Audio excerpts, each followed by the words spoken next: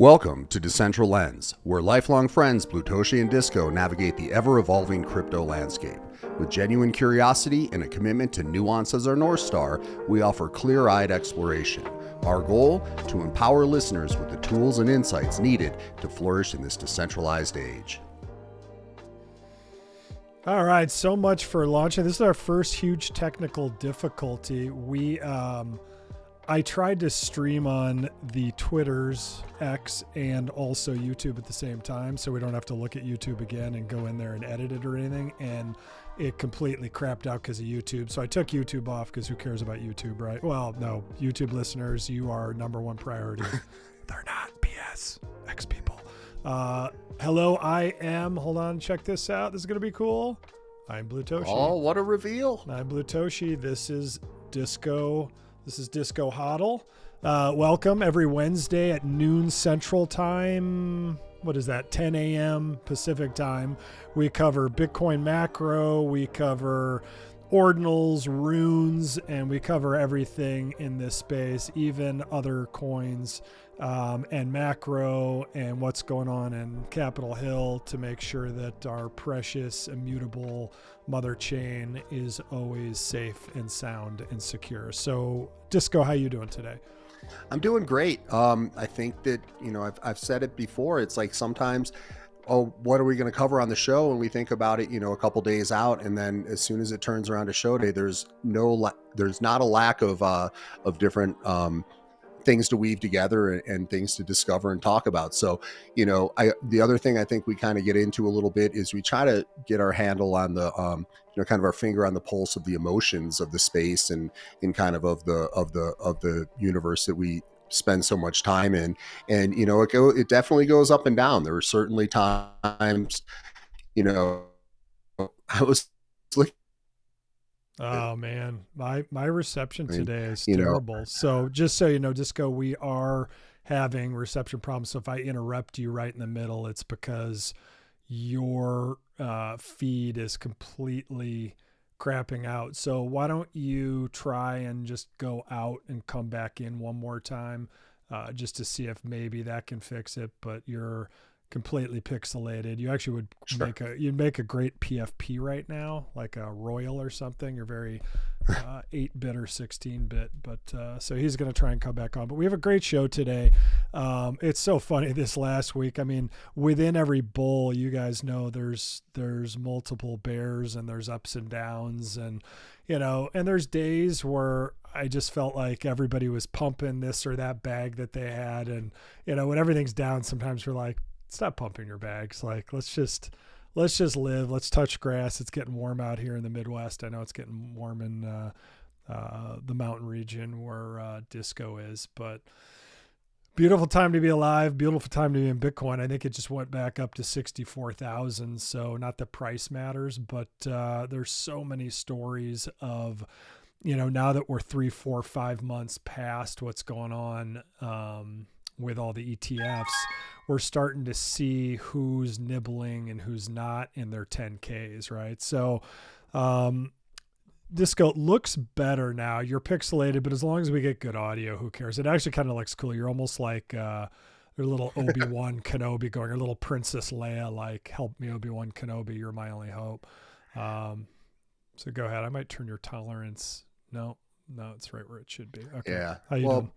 Hopefully the audio comes through, because as we say, that's the main thing that we're going for. And how do we want to reconnect and get this thing going? Because it's just been interesting for us. Well, let's just talk about the emotions first. It's been an emotional roller coaster in these last couple weeks. Like, I mean, we talked about it last week, so we need to be a dead horse, but the halvening happened, was that 3-4 weeks ago, at least 3 weeks ago. And we were all expecting to be generationally rich from runes. And all the timeline this week was like, we're still going to be rich. It's just going to take longer. It's funny. Like, and it's probably true. Like, eventually I think people will come more to runes. I think now that Disco and I have been, we both have some Solana, but I'm not a major fan of the chain because it keeps going out. It's pretty VC owned, but we, in a certain project, which maybe we'll talk about later, we don't like to pump stuff in the show, but we degened in a little on a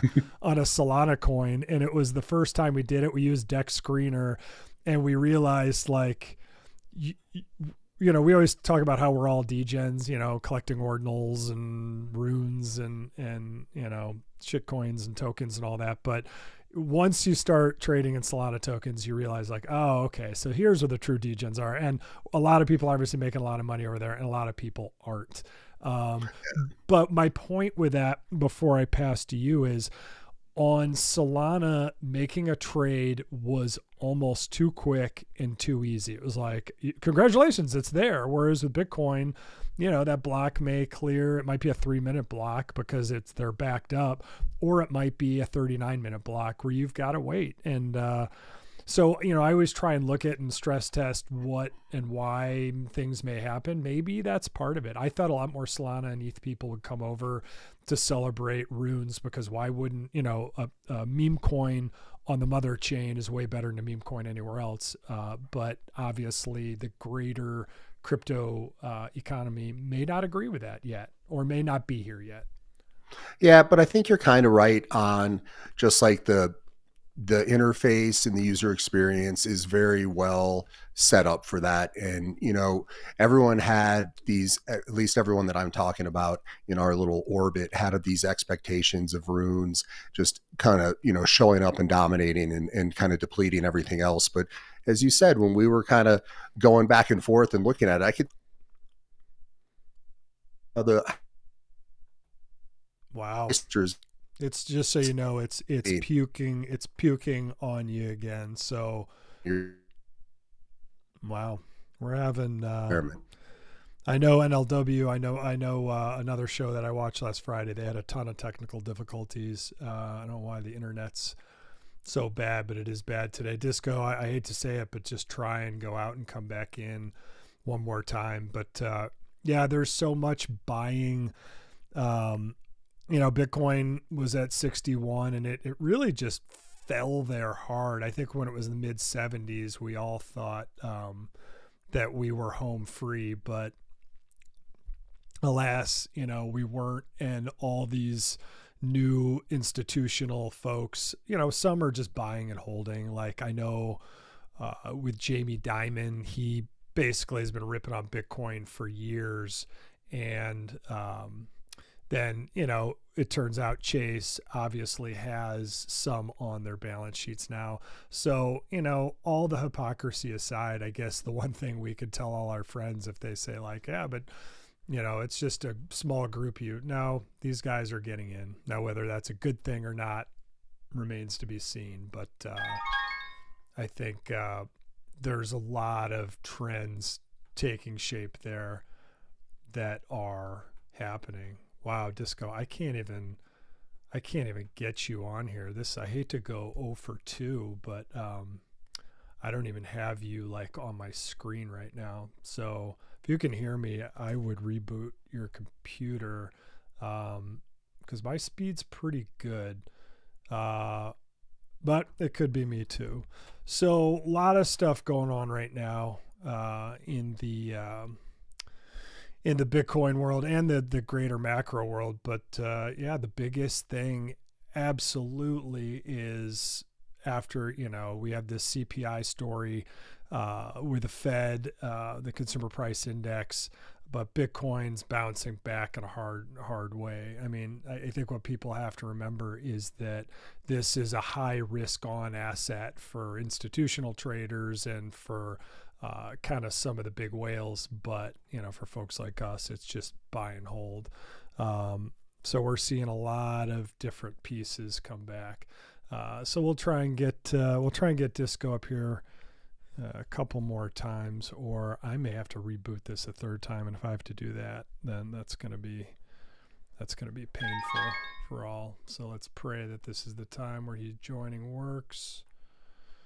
All right, you're there. So you're super pixelated. I don't know if it's yours. If it doesn't work again, we'll try. Just reboot your computer.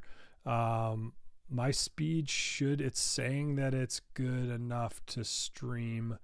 I can't test while we're on the show, but it could possibly be you, but maybe a reboot works, and maybe it's me and it's not in the cards today. So let's get right into it, Disco. I was talking about, we went from like 75, we were all elated, and then we dove back down to low 60s. I don't know if we clipped high 50s, but the price, what did it go in the 50s? I think so, but that might just be, I might just be manifesting that, but it felt like it did. So right now it's back, and to your point, I guess to the greater point is, if we just look at it with a little bit of patience and perspective, we're talking about, we would have been doing cartwheels and backflips, 4 months ago to be, nestling in this zone of the low 60s, because you're basically flirting with what was a previous all-time high at that point. And with all these other, big things going on with, all these other questions, related to the ultimate bigger economies, the conflicts out there and all that stuff, I think it's pretty impressive for sure that it's held there. And I don't know, I guess I'm a permabull now, because it's like there's nothing I just don't You've see. Always been a permabull. Everybody listening to this show is a permabull. If new people are listening to this show, they probably, although we could turn them into permabulls, but everyone's drunk the Kool-Aid. So what's the story? While you were off, I tried to cover for the Bitcoin bounces back. What was the CPI story? Because I just simply don't know. Basically, like the overall U.S. markets have been kind of on hold for the CPI report that came out this morning, that ended up being better than expected, although not by a huge margin, but slightly better. So that gets people excited. So you're seeing more kind of bigger action overall. I think it indicated a year-over-year gain of 3.4, which is lower than March, which was 3.5. So it's going in that right direction. And basically, I think the net of it is that it should help to ease the way for the Fed be able to start actually lowering rates at some point this year. There was fear that maybe they'd have to raise. I know Powell talked yesterday and kind of was a little bit dovish, so that kind of set the table. But the weird thing is like all these markets, like I think today, I don't know if it's all three of the major indices, but I think they're all at or approaching all-time highs. And you have to then, if we're thinking about that from like the bigger global stock or the US stock market perspective, Bitcoin is flirting with all-time highs. You know what I mean? Again, so we're in there. It's not all just up all the time. Like there has to be some steadying, and the steadying kind of validates the actual strength of the position. So again, I'm going to bowl my way out of the corner and keep kicking and be like, I think it's really incredible news. So it was like, I think Bitcoin's up 4% off of that news this morning. So that's a significant jump. And I think it's really good to see. And then, the other thing that we can get into is we can hold on. I want to slow down. Okay. I get excited when I'm on air. I'm excited. I know. But it goes to show you too, like just the smallest hint of dovishness. I feel like everybody who's listening to this show is probably like, they're convicted, they're buying Bitcoin when they have money to stack sats and they're holding. And of course, we're probably degenning all too much in ordinals. Well, you can never buy enough art, but into ruins and stuff like that. We're all waiting for those to go back. But just the sign of dovishness to me shows that a lot of the maybe the newer folks or the institutional investors, not the pension funds and the people who are going to buy and hold for a long time, but they're anticipating eventually rates being lowered. So risk on assets, people are going to pile into those, right? 100%. Because you know what I think's interesting? Like I used to invest with Peter Schiff, that bastard, the gold bug bastard. And I'm a gold guy too, but I'm obviously way more of a Bitcoin guy. And they lost 60% of my money literally when in the 2008 crash. Like the market went down 42 to 50% or whatever, and they lost 60. And I was in low risk, like energy stocks and stuff like that. And what I found when I asked them why it went down, of course, everyone has an excuse. They said, all the risk on assets, a lot of those were locked up. So they had to go to the more safer places that hadn't gone down as much to cover all their leveraged buys on the more risk on stuff. So this is just a theory. If we have another 2008, which it feels like Main Street suffering, upper middle class and upper class seem to be doing just fine and looking through the world through the rose-colored glasses, but it feels like I have a company and we touch a lot of different businesses, and it feels like Main Street's suffering a lot more than the stock market indicates and that a lot of things indicate. My only point here, bringing it back to Bitcoin, is when we have another big correction, assuming we will, unless we just keep inflating our way out of it and you don't really see it, it's just inflated money. Bitcoin and the high risk assets, not to us, but to the high risk visually to more normie investors and institutional folks, that's the first place they're going to pull out of. So I wonder if it's interesting, like you could almost time the market. I wonder if there is a buying opportunity if there ever is a correction. Like you don't have to premeditatively try and guess when Bitcoin's going to go down. When everything tanks, I feel like Bitcoin will go down, then it and gold and all those will be the first.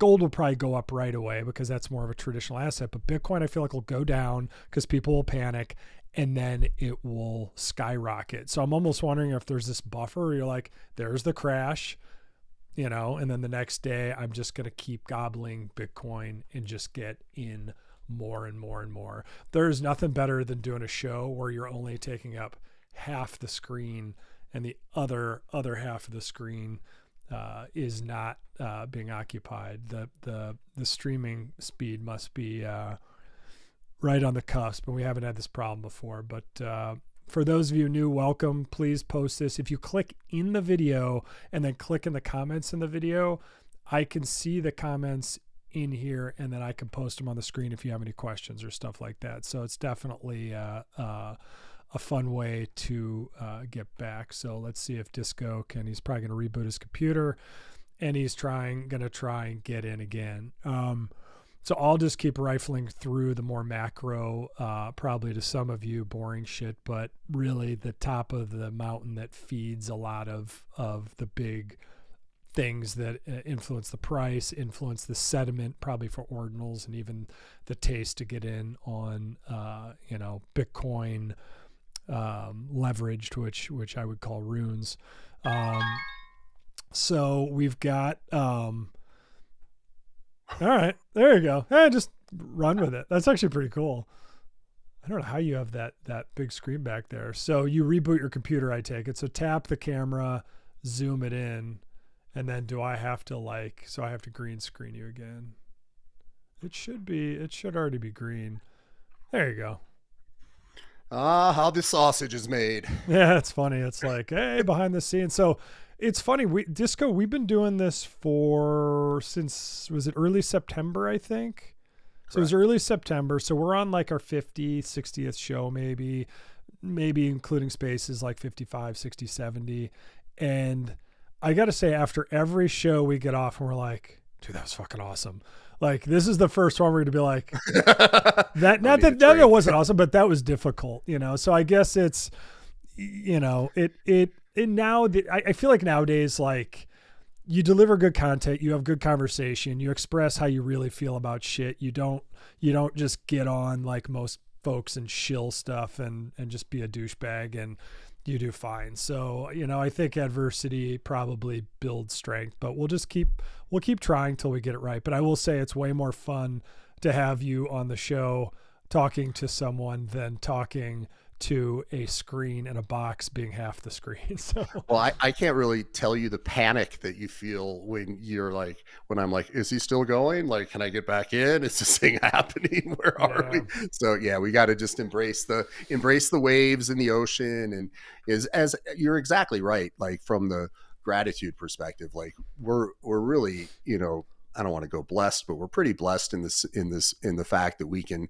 connect and do this show and, kind of have this kind of, hub in the middle of the week to kind of digest what's going on and kind of work through and kind of reset, our own kind of view of things and, not get hijacked. You said earlier, I hope it made the air, but you said earlier that we started, toying around a little bit with Solana and chasing something over there. And, I got kind of Blutoshi scolded in the best of ways when I hit him up like Saturday morning, like, dude, should we sip more? Blah, blah, blah. And you're like, all right, dude, you've passed the point of entry. Well, it makes you realize, like, gambling has become, and like I said, I'm so naive and stupid. I don't consider myself a degen or a gambler. I'm not a big sports gambler at all. I'm not a big, like, when I go to Vegas, I go see shows or just hang out with friends or sit by the pool. Like, I'm not, I just, like, to me, gambling, I know the odds are stacked against me. So I'm just going to go to Vegas and have fun and go whatever that restaurant we went to, that awesome Din Tai Fung. Din Tai Fung, the dim sum. Yeah. Is that an Aria? Yeah, it's an Aria. It's a Taiwanese based dim sum dumpling place, and they have locations on the West Coast, and most of them are in like Westfield malls or something. I don't know if that was kind of their partnership or what it was. Interesting. But, yeah, the first time I went to one was in Hong Kong, and I've never looked back. Whenever there's an opportunity to indulge in some Xiaolongbao, Disco's first in line with a large tray. Yeah, for sure. So that place is awesome. But my point is, like, I don't consider myself a gambler, yet we're complete, I guess, in some ways, degen gamblers. Like, I consider myself a connoisseur of fine art. We're going to talk about the ChatFUKRs later. Those things are fire. And if you understand how he made them, it's completely mind-blowing. But yeah, there's just so much going on, but it's been such a roller coaster. And now I feel like, I don't even know what I feel like. I guess why even judge it? But there's bears and bulls, there's bulls and bears, and we're here, we ride. I've been here for 9 or 10 years now. You've been here for 3 or 4. You came in at the last peak. Yeah, it's just got effed, and now you're still here talking about this shit. To me, I got lucky. I came in a dead bear, and just dead bear. So, hats off to you for, I got to take a screenshot of your face. Oh my God. This is totally going to be our shot for YouTube. Hold on. You look insane. You are live. Okay. This is going to be our shot. All right, good. So we call them on YouTube the O faces, and basically the O faces are, I was just talking about the O faces. You're asking to join twice. I took a screenshot of you. It literally froze, and you were like, "Oh, great! Now it just keeps adding for you to join." Like, I could be talking to a disco from the past. Am I talking to a real live disco, or is this a bot disco? I think so. I hope so. Like, I'm like dizzy from the in and outs. I don't even know where we're at, but yeah. I think I think this is real. I don't think this is avatarish. All right. So I guess just keep, if you freeze, I'll tell you what, I'll just kick you out and just come right, because I think sometimes you don't know you freeze, and then you just go out and come right back in, and we'll just all laugh. When we're 80 years old, we'll be like, remember that show on 5/15/24? It's probably a way to get some good screenshots of me with some odd facial expressions, which could end up rearing their head at some other point. So we'll find the positive in it for sure. But yeah, it's been interesting. But from the gambling perspective, it's you saw one of the stories that I wanted to talk about a little bit was Polymarket, and there's a bunch. I think they got like 70 million in some new investments, and I know Vitalik was actually involved, and some other folks, and it just leads to kind of the broader question that we're kind of dancing around, which is, are we entering a different phase of our culture and society where gambling is part of it, and it's not, I don't want to say legitimized, but if you look at a lot of the things going on out there, you have, arguably the biggest sports league, relies heavily on gambling, and it's no hidden secret. It's an open secret that, the NFL. Are you talking about curling? Oh, the NFL. Got it. We're in the present day. Curling's day will come in a short period of time. Be warned. 1650 was its time. Yeah. Be forewarned. But then, you look at kind of the meme stock stuff that came back this week, kind of, now you're starting to see that happen again, and it's getting covered. And, it just feels like maybe we're just at a different time where there is an acceptance of it, and it's more that you have to manage your own exposure to it, right? So everybody seems to say, oh, if you're a long-term investor or believer in the space, then you want to have your 80, 90% in, kind of the blue chips and things like that. But everyone also kind of is talking about like, dude, it's pretty fun to have a dirty bag of, little degen tricks to play with. And it does kind of keep it interesting and fun. So maybe we're just entering a different time. We didn't have something like Polymarket before where you can go and literally bet on, future occurrences of real life events. And it's just, maybe we're just at kind of the precipice of the acceptance of, this is something that A, isn't going away, and B, is getting, just kind of normalized and brought into the overall culture. Right. I mean, anyone who's listening, how badass is this? Like, now that I'm seeing it more live, like, so cool, dude. We tinkered for like 3 hours, like, and it was supposed to be 10 minutes because he just Disco wanted to test his green screen. And then we ended up doing all these screens and just making them way more minimalistic. You got the Bitcoin logo, Decentral lens. But so Disco, to your point, Polymarket, Vitalik's behind it now, Peter Thiel, who's a billionaire behind so many kind of modern day investments, including some pretty surveillance-y ones. But so with Polymarket, I know is it the DOJ? Someone in the government doesn't like this at all. Yeah, I'm trying to recall who that is, but of course, if it's fun and good and people are into it, someone's going to be against it. Right. I will say, just for more of a disco-centric perspective, I'm a little pissed about how one of the things is trending on this. So if you would go to the sports tab, I'll take you on a little field trip of Disco's annoyance. I'm guessing it has to do with the Nuggets. Where do I go? Oh, sports right now. Whoops. All right.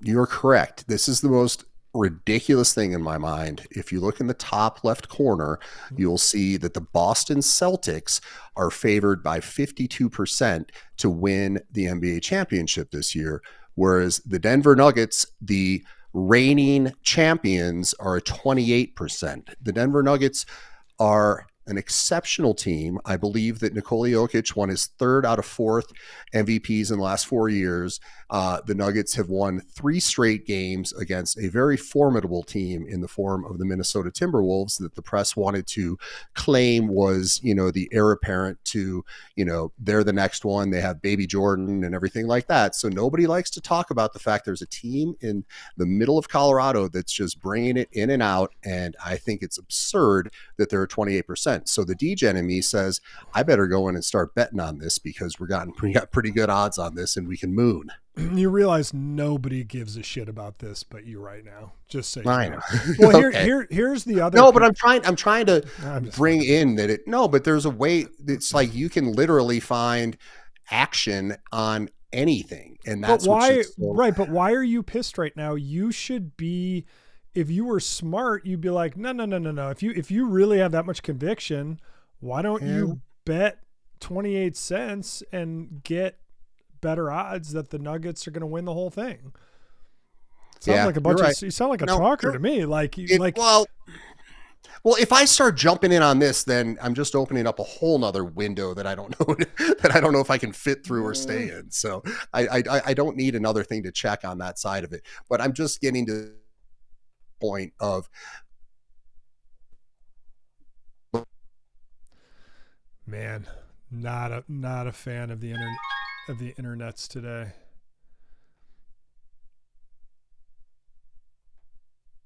Oh man, so we're just at the mercy. Where are you, Disco? All right. Well, I think what he was going to say is nobody cares about basketball. At least most people don't care about basketball. I certainly don't. And if his team's only 28%, what I would do would then just be to bet heavily on them. All right. Let's wait for him to come back up as we move to our next topic. Roaring Kitty's back, right? But you know what? Everybody's talking about Roaring Kitty. Do we need to talk about Roaring Kitty? But do we buy some GME stock today? I don't know. I don't know if we should or not. What else? Alexei Pertsev was sentenced to 64 months in jail. That is the coder, important word here, of Tornado Cash. So the Netherlands, their local government. There you are. All right. I guess we just keep on trying. So I moved. If you want to finish your rant on the Denver Nuggets, but on Polymarket, I know that I think it was the Congress or somebody was trying to like outlaw, but it was only betting. I think it was the CFTC, and I think it was betting on elections because they're trying to protect us, and they don't want to be responsible for the elections. To me, it sounds like they don't want gambling in elections so that it doesn't, so people don't put heavy bets on elections and then they're conflicted. It's like freedom, although I don't know who you're going to choose these days, but it's freedom or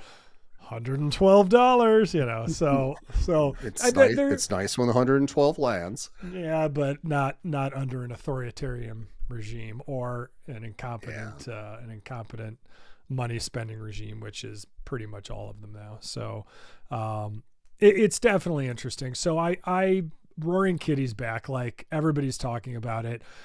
I'm not gonna lie, I've been in crypto for 9 years. I knew about GME. I was not in that Reddit group. I am tempted to buy a little GameStop on my account. I'm sure I missed the boat, but maybe I haven't, because when that guy rolls, my God, does things just run. So what did you want to add to that before we went on to, I was telling people as you got cut off about Tornado Cash. So I was just kind of rifling through the top layer stuff. Well, let's go back. I don't know that much about the Tornado Cash situation, but so basically the guy got sentenced yesterday for almost 5 years, right? Yeah, well, I can share the screen then. But yeah, he was sentenced to, wow, it's actually, I don't know. Should we have a show where we just have other people reporting on stuff? Now we can. Like Jennifer on CoinDesk Daily. Yeah, he was sentenced to 64 months. And, you know, obviously this is terrifying for coders because if you code something and you put it out there, that is protected in America, at least for now, under freedom of speech. So this is a huge setback.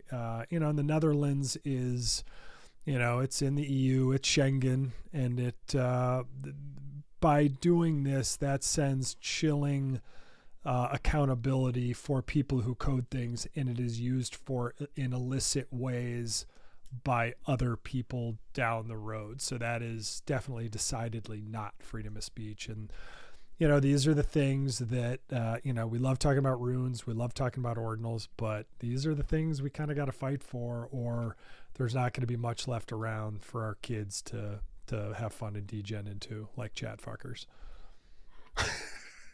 Nah, I got to check those out. Like, well, we'll be scrolling them. We'll be hot scrolling ChatFUKRs.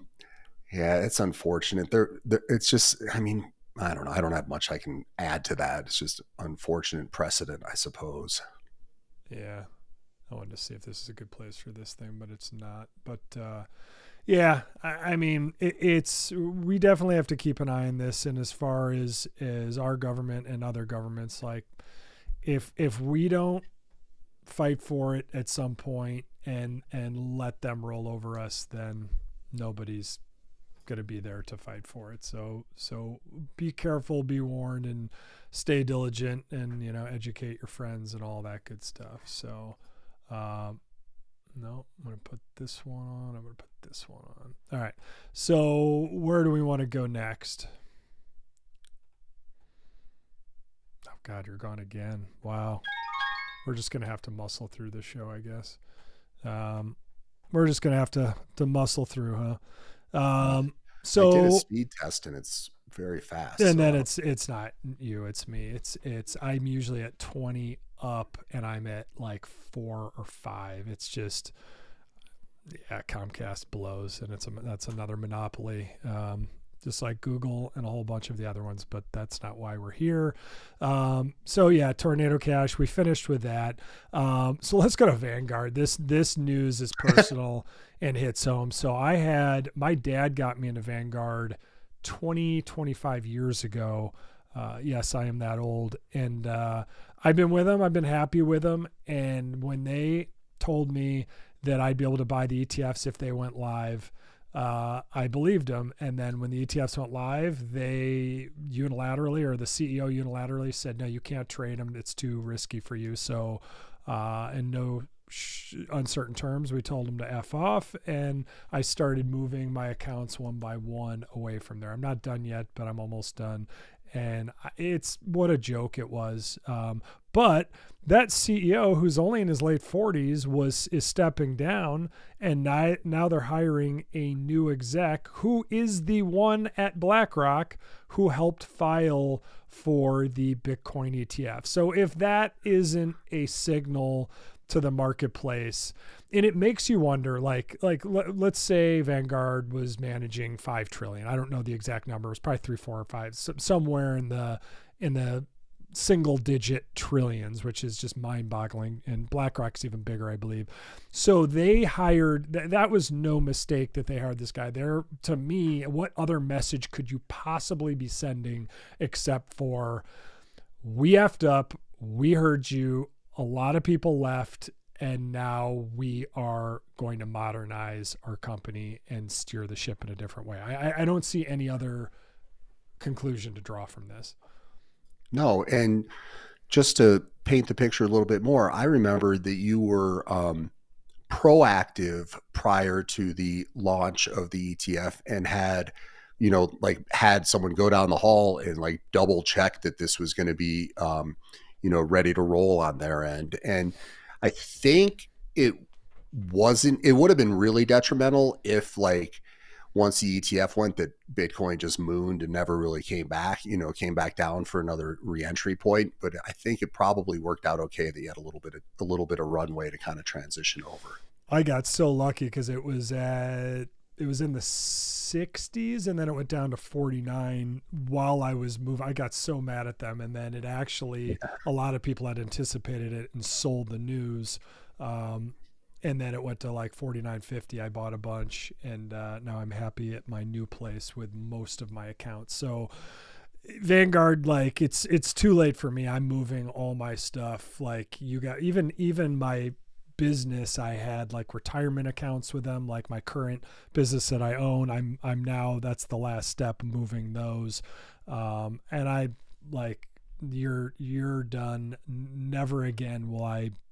You blew it. You just totally blew it. And some people might not care, but I think you guys are, the fact that you let it get that far with that CEO, that guy he should totally be fired. Oh wait, he was. That's right. All right. So we got BlackRock covered.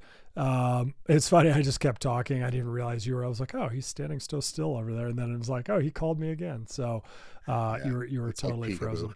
Yeah. So we'll just keep trying and keep playing. So we're through Vanguard, but now here's kind of the main story before we get into fun degen stuff. So ETFs have been around for, are we at 4 months, Disco? It's January, February. So call it 3 or 4 months. But now we're in our 10K filings for first quarter that are coming out, and people are scouring these things to find out who's bought what. So Disco, why don't you share with us a couple of the bigger ones and who's buying?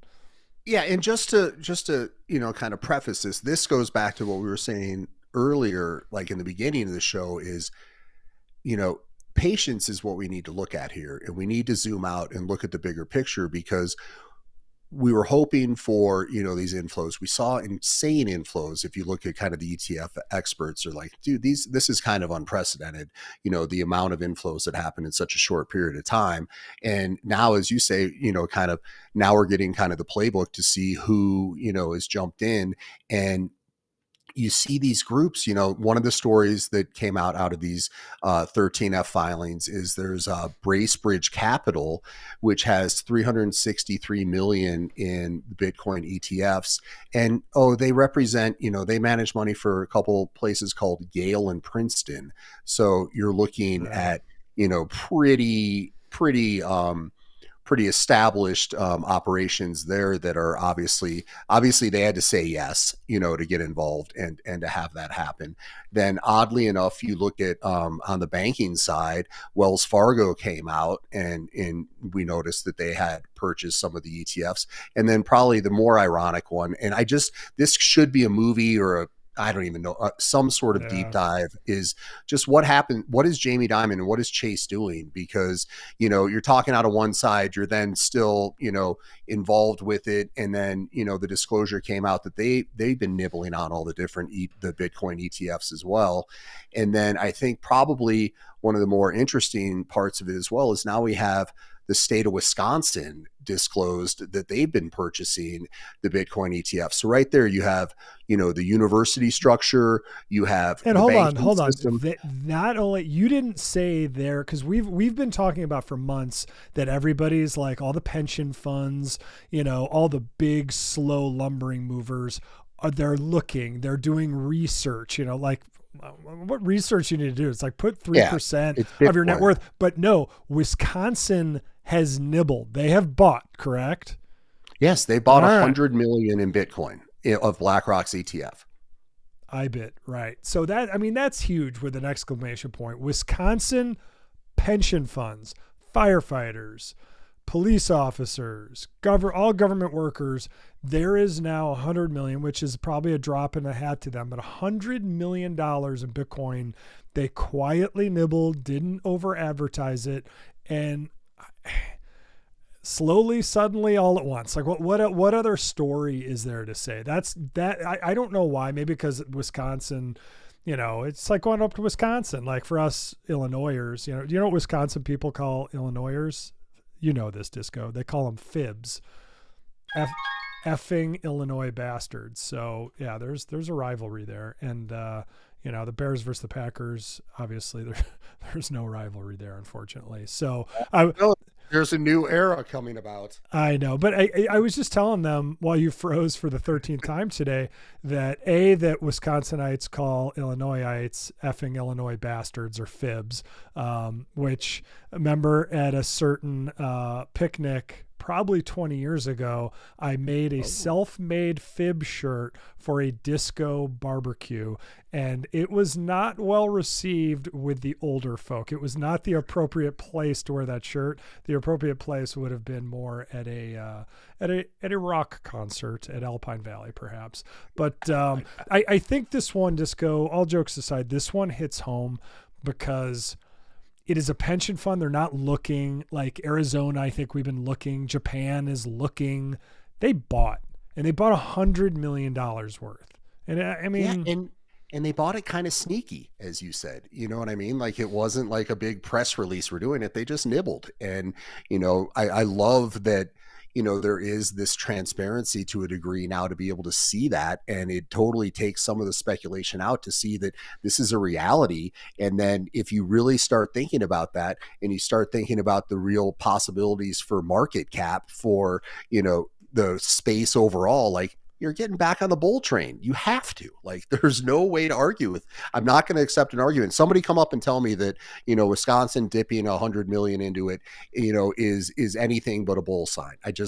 I refuse to believe it. And maybe I'm blinded, but when you see this legitimizing, when you see Yale and Princeton sizing in and jumping in, like, I don't know what I think about Ivy Leagues overall, but they're relatively intelligent, so they're signing off on it. Like, it just seems like, and then the banks on side of it too. So I don't know if they're just hedging because they have FOMO, or they're just like, dude, this is a new asset class. We want exposure to it. It doesn't kill us to have a small amount of exposure. And for our space, a small amount of exposure represents a hell of a lot of upside. So giddy up.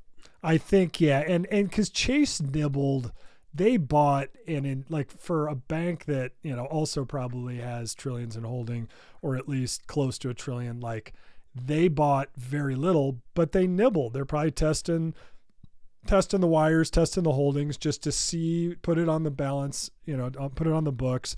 But yeah, it just shows you that Jamie Dimon with this hand is waving and this hand is like stabbing. Like he's it bothers me when people like that are so full of shit. I don't care for him. Like Peter Schiff is just clueless, and I just wonder because his son's into Bitcoin. I wonder if he's nibbling too, and but his narrative, he's so stuck in a narrative that gold is the only answer, and gold will only ever be the only answer. Because most Bitcoiners, Eric Voorhees and him, I think have had 4 debates, but if you've seen the first one, which I did years and years ago, it's not worth watching anymore because Eric Voorhees has he's like, dude, I like gold too. Like, I mean, it's the perfect debate. Like, I like gold, but Bitcoin is immutable. I can cross a border with it. I can memorize the private key.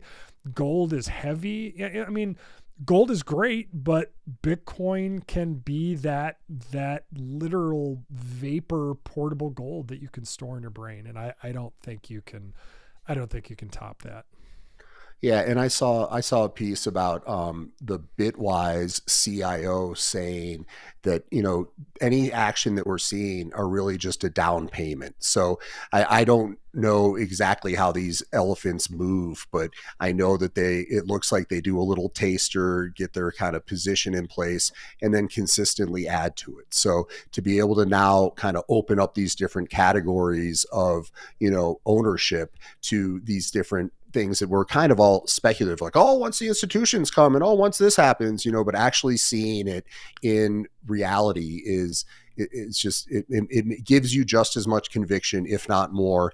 And it gets me just as anxious to find ways to accumulate more before we go back to that toothpaste, tube squeeze. And we all know the situation with the fixed amount and all that. So that will come to a head and that will raise the price. And, that just makes you really excited to actually see that happen, despite kind of the doldrums that we find ourselves in, just in terms of activity at this point. Yeah, well said, well said. So, and now the 13th, 14th, we're seeing good inflows again, $100 million yesterday. So we don't want to beat a dead horse, but these are huge.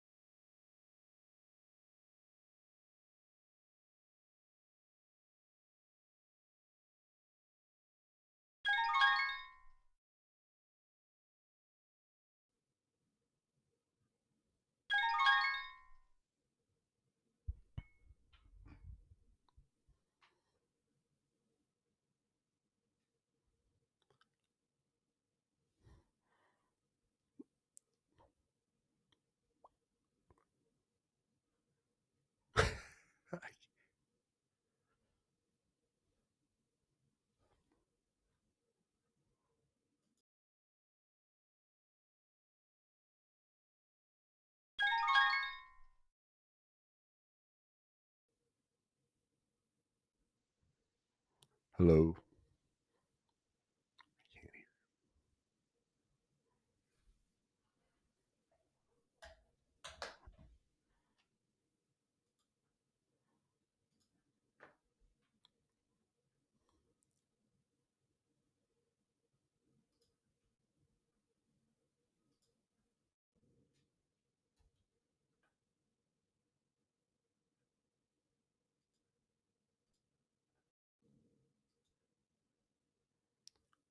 I haven't heard a word in quite a while. Oh, I'm muted. Oh Yeah. God. You gotta, yeah, you I gotta heard just tell I them. heard like the tingling that the call in was coming, and I was like, yeah, Wow, all this has been, right, well, you know what? You might as well just let's get get it them. all. Let's get it all happen, Let's, man. how many other ways can we just, Disco and I always vow not, we have kids and they hate it when we swear. Oh, But this show with my internet connection only being 4 up today, and it's usually 20 up, has been just a fucking shit show. I was saying about, I don't even know where we went off, but like I said, Princeton was the big one. I've probably been muted for like 5-10 minutes, but we just roll, we keep it.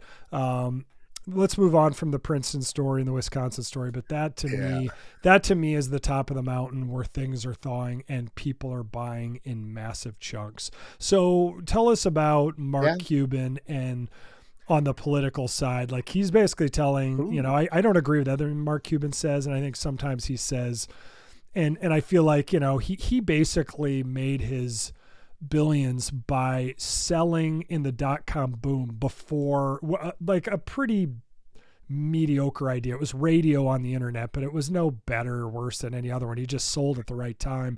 And now he's got the Dallas Mavericks, or did, and he knows he's an expert on everything. But in this case, I actually agree with him. He's telling the Democrats, like, you are idiots. You are going to lose the election. Quit making crypto the hill you're going to die on, because while single issue voting versus multi-issue voting is definitely something we all need to consider, it's the more you're in crypto and the more you've seen the lies peddled by the SEC and the Biden administration and the executive branch, the more you're like, what else are you guys lying about? So I'm no party, but what did he say, and how do you feel about it, Disco? Well, I'll go direct on I'll just read his tweet because it's pretty good. If Joe Biden loses, there's a good chance you'll be able to thank Gary Gensler and the New York SEC. Crypto is a mainstay with younger and independent voters.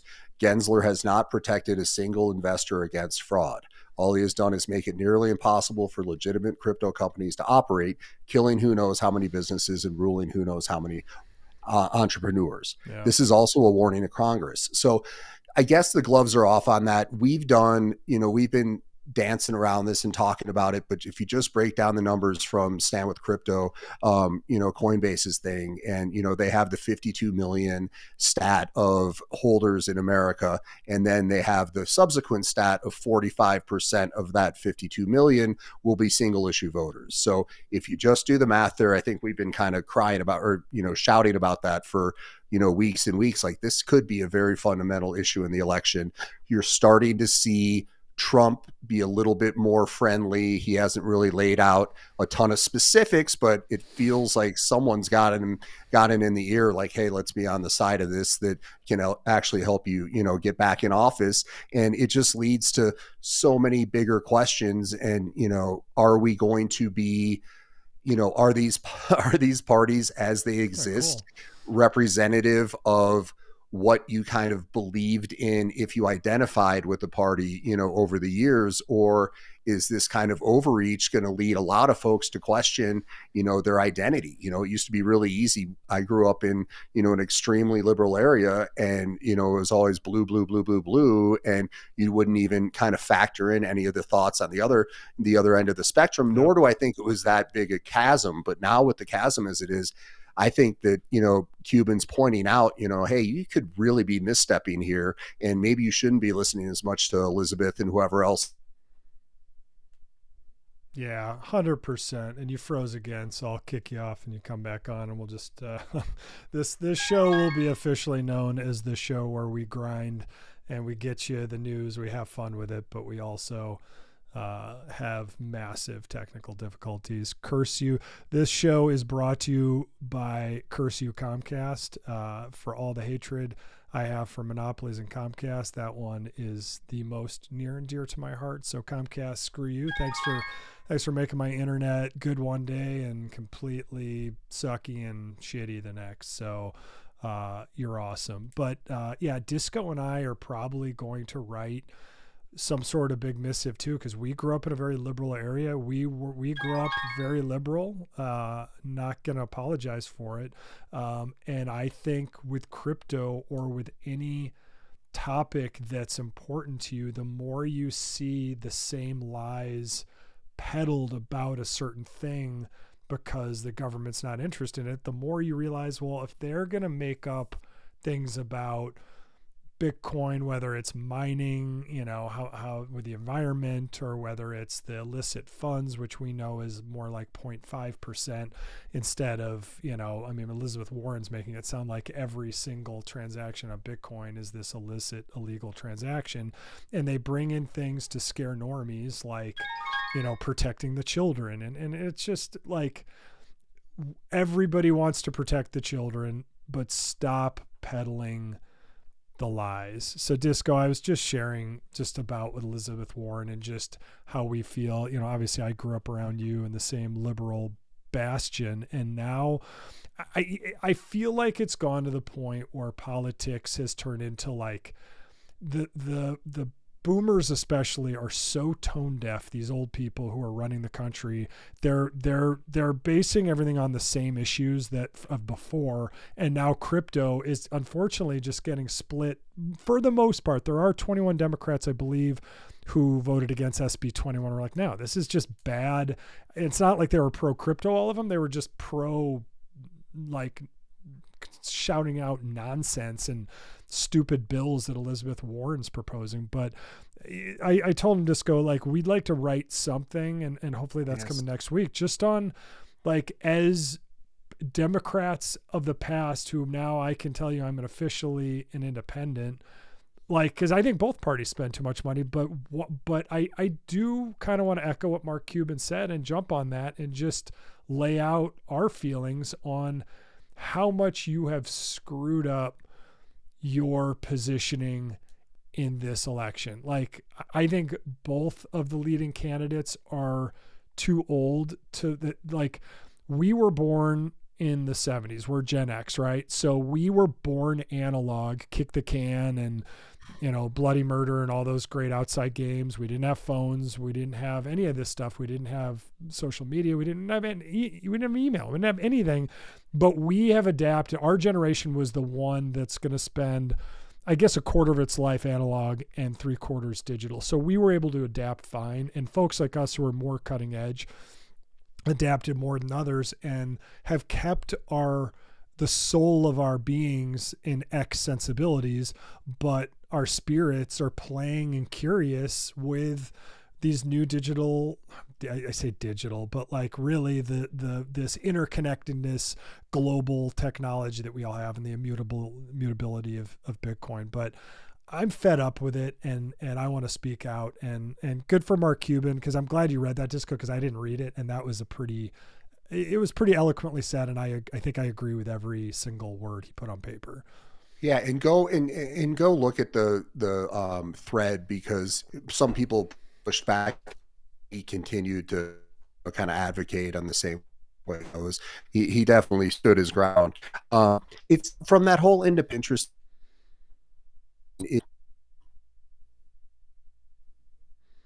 God, this just 0 for 4,000. The dog's barking now.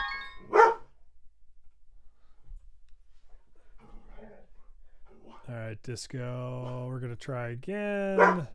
So that's my dog. He's a very handsome dog, and he's over there. So now we are going to go, as soon as we get Disco on, I'll let the dog out so he stops barking. And then we're going to move on to the fun degen stuff, because there's quite a bit of degen stuff. You know what? I'm going to do the ultimate sin. I'm just going to let him out.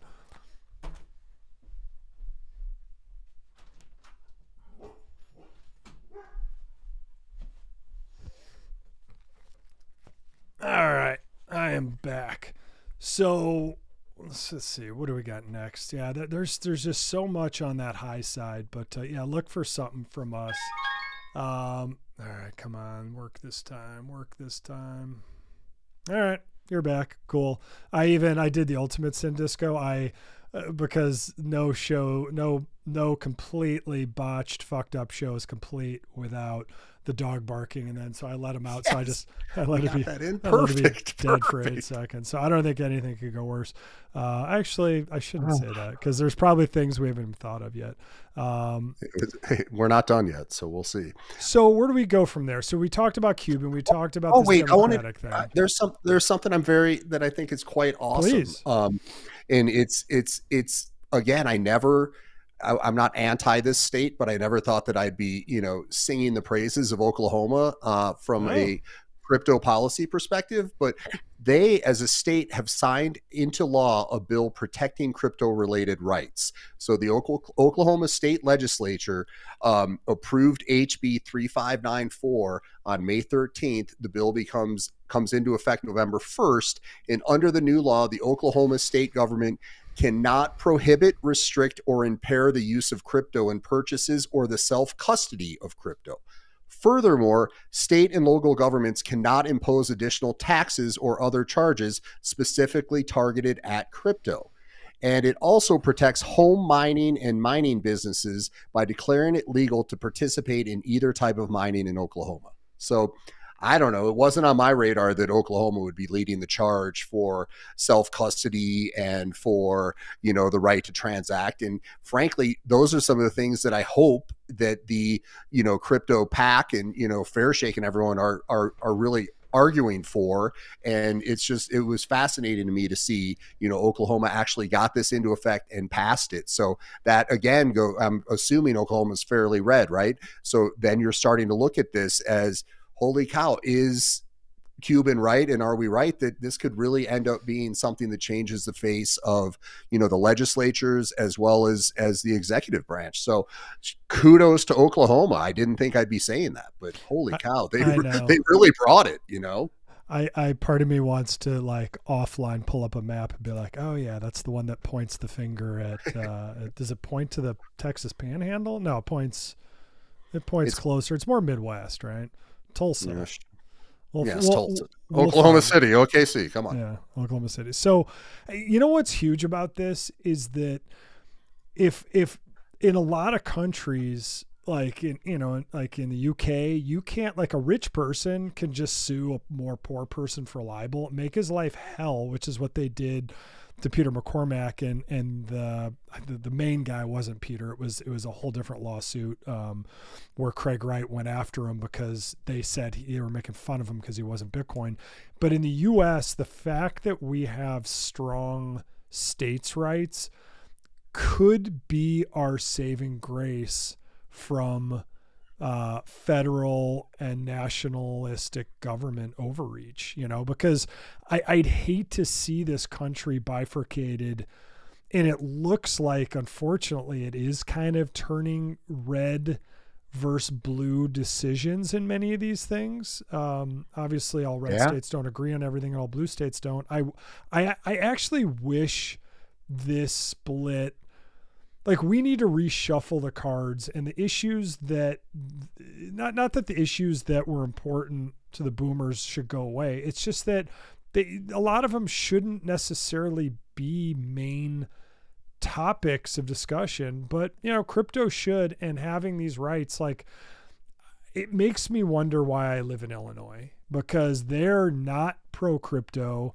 They're not really, I mean, I would say they're anti, if anything. I've already seen Sean Casten, a legislator he's not mine, but he's around somewhere in this area, and he's on the financial committee, and he's trying to lead the charge to all this illicit finance. Like, these guys are just, they're getting their marching orders from a higher power, either in the Democratic Party or in the executive branch, and they're not educating themselves, and they're just saying the same crap. But now I'm kind of repeating myself, but thank you, Disco, for saying it. Good for you, Oklahoma. Yeah, I think it's awesome. And I think that's something to really consider, because when we were growing up, it was the notion of being independent has always been extremely attractive, right? Like, it's always made sense to look at things from not just a two-party perspective.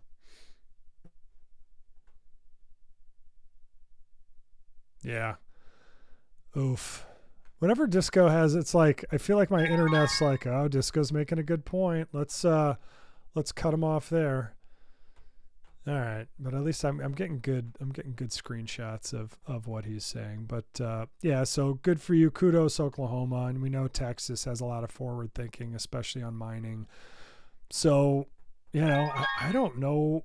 In 10 years, it's going to be interesting. I don't know where I'm going to live if I didn't have such a good setup here in Illinois and have to get my kids through school. I'd probably already be gone, but it's tough, like this is the state I grew up in. These are the trees I grew up with. And, we moved into a house with a lot of land way out in the sticks. And it's been a fun ride, but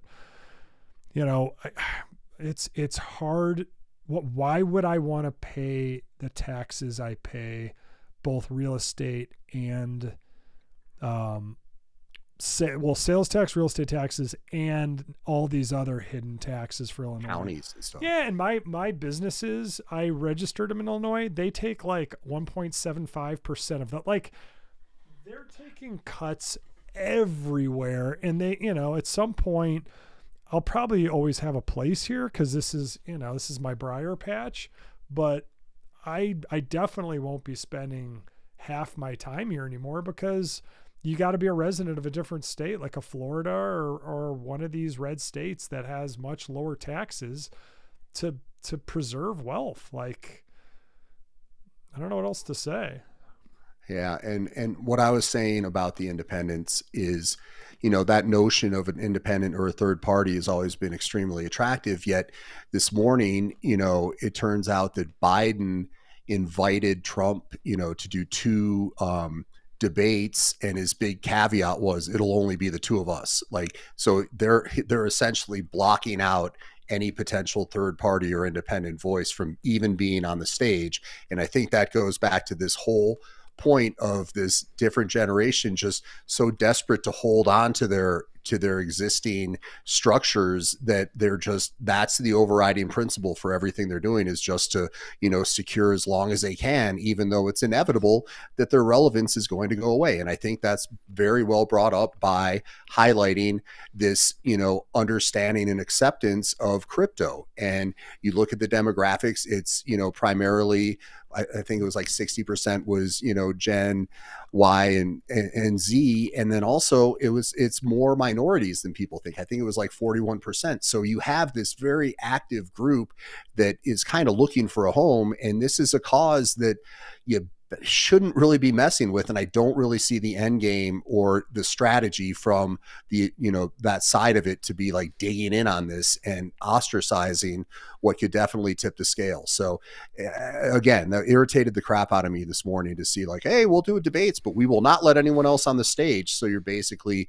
shutting off, the opportunity for anyone else outside of that two-party system to be able to vocalize any sort of sentiment, strategy, or opinion. Yeah, and a three-party system or multi-party system, I'm sure it has its own, and Europeans could tell us it has its own probably downsides, but yeah. But then you have to form coalitions to at least, with agendas. And sometimes parties of opposite, they might form to get together, and maybe there they have to compromise. But I think what a two-party system has shown us that as time goes on, what are we, a 300-year democracy, progress and solving even the most simplest problems almost virtually comes to a halt. Because if you have anything that's divided, it's just gridlock. And the funny thing is, even when you have one house with it all, then there's infighting there within those factions. It's like, it's, but we probably go ahead before you get cut out again. Yeah, I gotta hit quick, jab and run. But that's kind of what you always think about, though. It's like part of the stagnation of progress and of legislation is by design. Like part of it is to kind of stop things from just steamrolling and happening too quickly. So the old checks and balances side of it. However, I don't think it was intended to only have, two voices. And I think that that's what we really need to take a look at. And I know that we both talked about, doing kind of a deep dive on our own kind of take on that. Like, why are we defined by what we grew up with or what we were aligned with? All right, let's get to some fun stuff here. Yeah, let's go. Let's go, DGen. So where I know you've got a couple things. So sorry for all those who are expecting, Blutoshi and Disco to be full runes and Ordinals degens, which we are. Which it's funny, we spend most of our time talking about those when we're off air and just looking at stuff and degenning.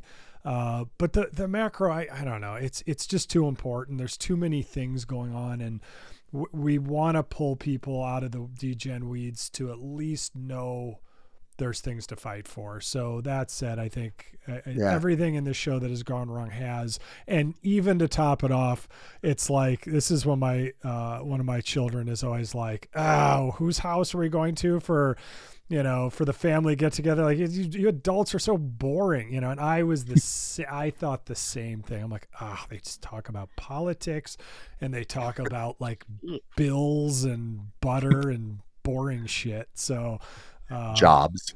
Yeah, that's what we're going to do. So let's get to the fun degen crap. Where do you want to go? I'll pull up at least, I could pull up Sat Screener. Oh, good. You're gone. Cause that wouldn't be, we couldn't possibly go 4 minutes without that screwing up. So let's get to the total degen crap. Let me refresh this because it's been a couple hours now. So come on, rolling the dice. Does it work? Blue, he's back. So we'll just start with runes and then we'll mix up to ordinals. But sure. I might even zoom this, but let's see. Click zoom. Let's go a little bigger. Ooh, look at that. So dog to the moon. Yeah, it's pretty good. Like that. I think even on Twitter on your phone, you probably, well, here, let's actually see. This is going to be me looking at me. That's always dangerous. But I want to see if it looks like big enough. Like if we screwed this show enough, Disco, we might as well look at ourselves. Let's go down swinging. All right, it's pretty small, but let's see if you can zoom in. So here's our show of the show we're doing. I don't know how we could meta that again to have it go into infinity, but I'll turn this off now. It is pretty small, so people actually can't see crap here. But if they're on their desktops, they would be able to see it, no problem. So it's big enough. We're sticking with horizontal. So Dog to the Moon. It's interesting. This morning, Sat Screener had Dog to the Moon at 236 million, but Magic Eden has it at 231. Okay, maybe I just didn't refresh. I had it at 3 something, so this looks more. And just remember, FIHU, 99% the team has, 1% went out, so it completely makes it look like it's that one's tanking just as much as everything else. And then RSIC is down. Pups, I guess, are way up because they finally probably distribute a lot of this stuff. I'm sure the Solana bridges are working. I don't even know, but so there's some bright lights there. But for the most part, it's been, except for today, it's been a hard down week, right? Yeah, for sure. And, it goes to that kind of conviction play, right? You have, a lot of people had such strong conviction prior to having on, where this was going to go. And then, I think it's just a call to just chill out, give things some time, just adjust your, kind of time window and perspective and let things develop, because you can always go back to, well, then if you're really convicted and you have a chance, like this could be another good entry point to get exposure and some of that. So at first it felt like the bus was gone and we'd never be able to get back on. Yeah.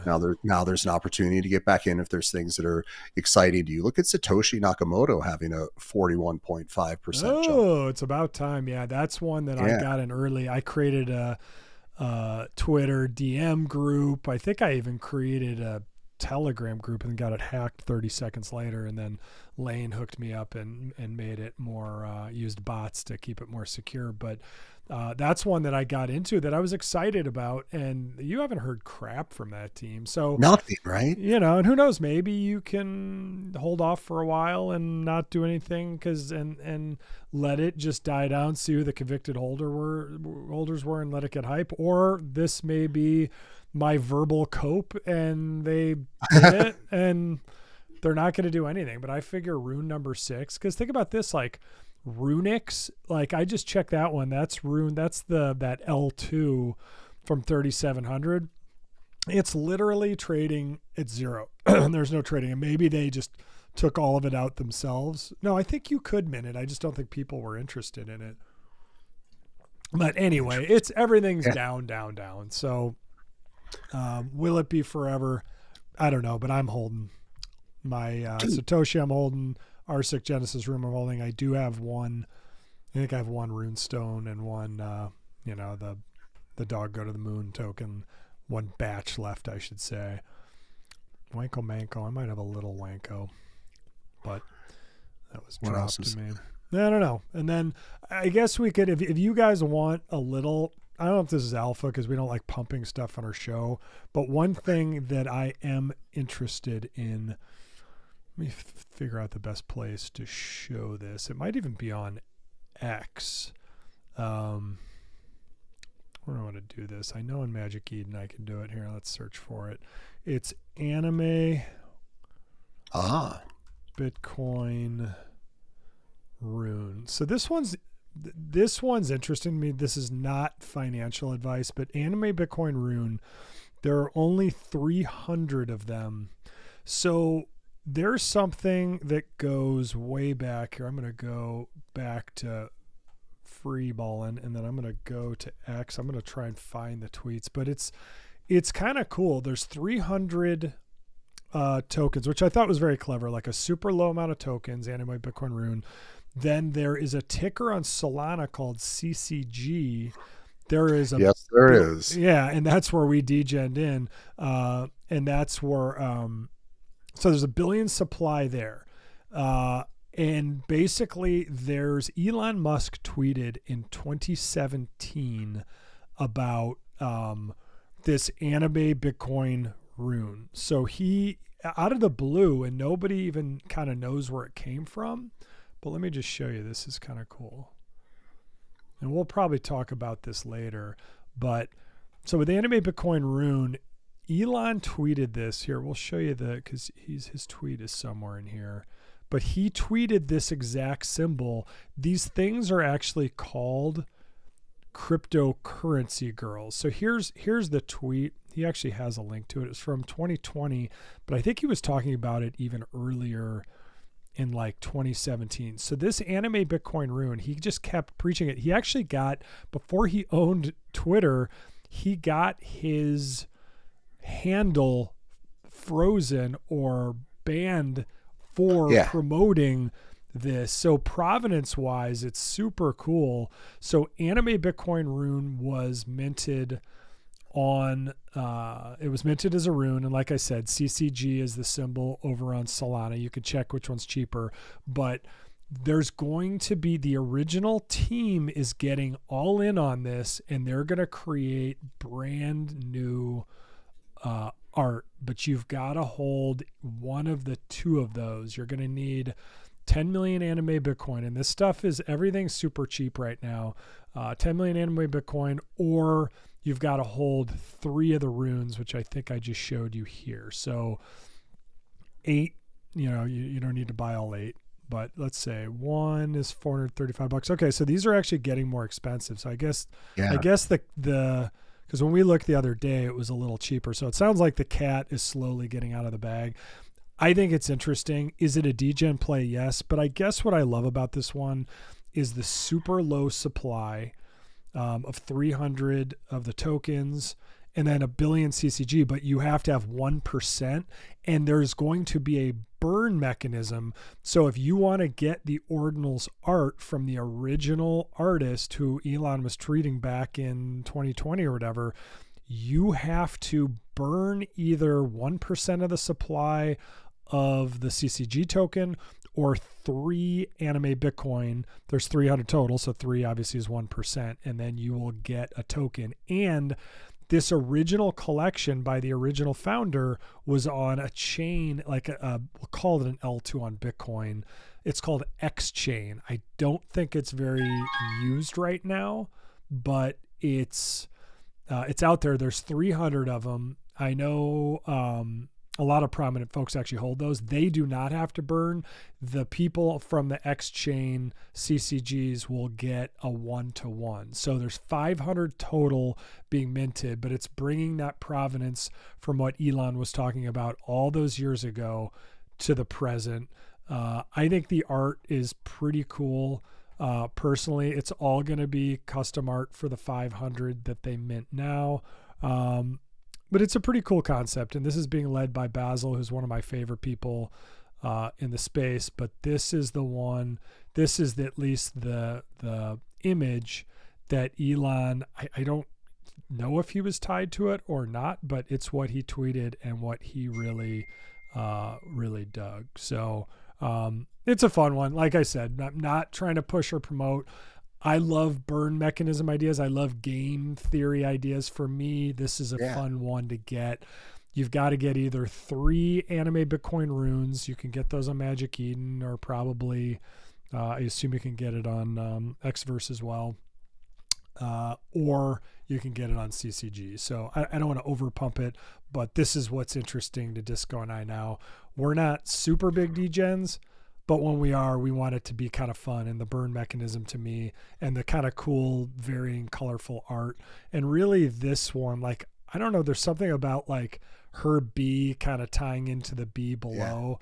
Like, I was a big Azuki guy. I don't know if I'd class myself as a major anime fan, but I am I don't know. I guess I do kind of like this art. We grew up with Speed Racer and, was it Johnny Quest? Johnny Quest might not have been considered anime, but Speed Racer probably was early anime, and that show was awesome. And that was literally drawn at like 2 frames a second, which is being a bit of a joke, but that's super low. It was like super choppy, but awesome. Anyway, so that's the degen play of the day. Look into it. If it seems interesting to you, follow the anime Bitcoin rune. It's the anime BTC. They just opened the account. This is just getting started. There's no huge rush. But if a token burn for art seems interesting to you, then go for it. And we welcome you in the crew. So we're excited. Yeah, it's fun. I like the old school nature of it. So that's kind of, what really kind of sucks me in on that. You see those images, and then you got the story with Elon, and I think it was that I don't know if he got banned or something though, right? Like there was something tied to his. I forgot you froze. Yeah, so he got banned for posting because he kept posting it. He's like, "How about some anime Bitcoin?" And people are like, "Dude, what are you talking about?" Shut up. But he might have owned a couple on the X chain. I assume he did. A lot of OGs. I know Leonidas. I think he has some, but I don't know. But I think a lot of people out there own these things from the X chain. I don't even know. The Anime Bitcoin Rune site has the link to X chain. Be careful clicking there. I don't know. A company bought it, so I don't know if it's been compromised. I don't know anything about XChain, but I just like the provenance of Elon way before Ordinals talking about this stuff, obviously is what got me excited. So full disclosure that they're not a sponsor. We're not being paid to say this, but we did buy some. So we are holding some of these bags, and we both have enough to mint at least now one of these Ordinals, because that's what we wanted to get. So we're excited about it. We wanted to share, but this is not a paid bullshit under the cover promotional sponsorship. It's just something that's kind of cool. So it's cool. Now we're on the degen side. Like the second hour is always the degen side, Disco, and it's kind of the fun side. So the show, the first hour couldn't possibly have gone worse. It was like adults. Has it just been an hour? No, we're at 123 now, but probably remember I was muted for 23 minutes, so that's just dead air. So it's good content. Yeah, who gives a crap? All right, cool. So that's one, but we had a couple. We can look at chat. Oh shit, we have DMT too, and the whole Natcats. I mean, the Royals. I'm personally a little bitter about this. The Royals is a super cool concept, and I have a Natcat, but my Natcat, because I didn't mint, I don't qualify. And these things are selling out fast, and it's all based on DMT theory, which they look cool. Yeah, they look cool, and congrats to all those guys. And Disco and I are getting more and more into kind of DMT theory, hanging with the Natcats, and there's a whole different perspective there. And it's again not being paid to promote this, just like we're kind of telling you what we're getting into. Because for me, like, you know, a lot of people in this space say that firsts don't matter, but firsts do matter. Like first that suck don't matter. Like if you just say like, oh, the first 100 ordinals, like they matter. No, some of them like are crap, and I you know, I wouldn't buy them, right? But some do matter. Like I think it's like finding, like it's like Göbekli Tepe, or like one of these places that's buried underground. People think it's like 13 or 14,000 years old. Like you're going to find a lot of broken pottery and jars, and you're going to go around, but then you're going to find like this piece of jade, right? And I'm just making this up, what you're going to find, or a shark's tooth, but you're going to find these artifacts from this culture when you open it up, or when you go back into a cave, like, you know, maybe the main cave painter, like let his son like dip the zebra tail in the blood to paint a smiley face with two X's in it, you know. But you've got the what I think makes Ordinal so beautiful is you have so much garbage, and then within that you've got some of the coolest, most beautiful, and most kind of cutting edge cool art and coding that you can possibly think of.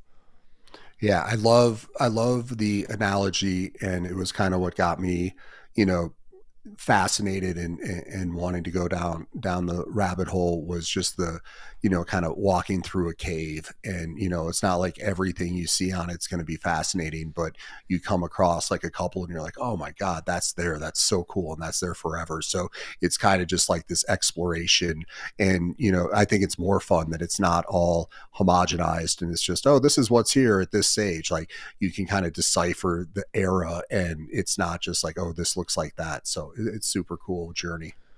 Yeah, absolutely. So the big launch today was ChatFUKRs, and I gotta say, like, I mean, if we're gonna swear, we might as well say it. It's FUKR, but these things are, I'm sure some people are like, why are people talking about these? These look like a crazy person's dream.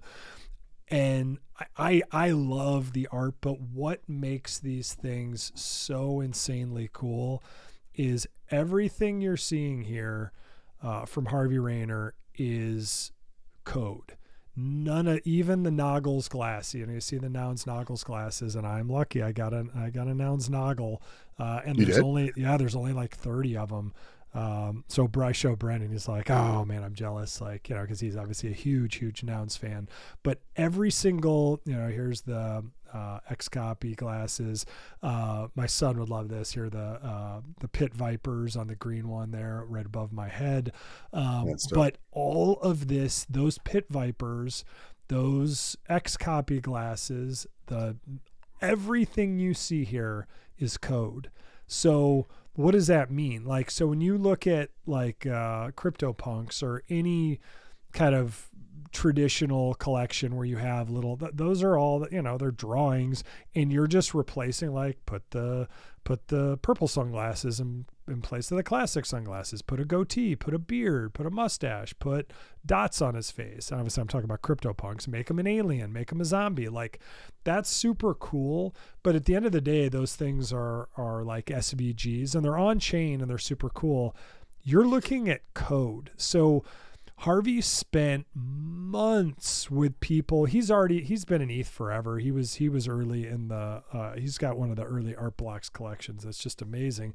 But he basically got with people and said, like, he wanted ChatFUKRs to be full on degen culture, full on, like, what are the traits you got to see? So this green guy right here, it's kind of hard to tell. I would almost call this a mushroom, but it's a hoodie. So you got hoodies, you got your, you know, your orange pill here. I gotta find an orange pill. These are all, ooh, I'm kind of happy. Like my orange guy, I'm not seeing any orange on the floor here, which means that mine might be kind of popular. Ooh, these are going for more now too. What's our floor right now? Our floor is at it was like 0.008 when we started this show. So, I mean, I don't want to promote stuff on this show, but way to cough right into the microphone. Thank you. I didn't know if I was here or not. Yeah, that's true. I guess that was a flip of a coin. Be like, oh, I'm this one I caught, but that's to go towards the workshop. Ooh, that blue one. This one's super cool. This blue guy. I don't know if my mouse is even showing, but that blue checkerboard one. But these things are all programmatic, and they're all on everything in Ordinals is obviously on chain, but this is all on chain code. He worked with people. He said, what are the most degenerate traits you could possibly have? So here's a cool thing. Let's get these are pretty rare, these rainbow ones, but let me show you something pretty cool here. I think we'll be able to see it. If you click in here, then you can download it. Actually, Magic Eden, it didn't let me download. You got to go, but you can go straight to the ChatFUKR website.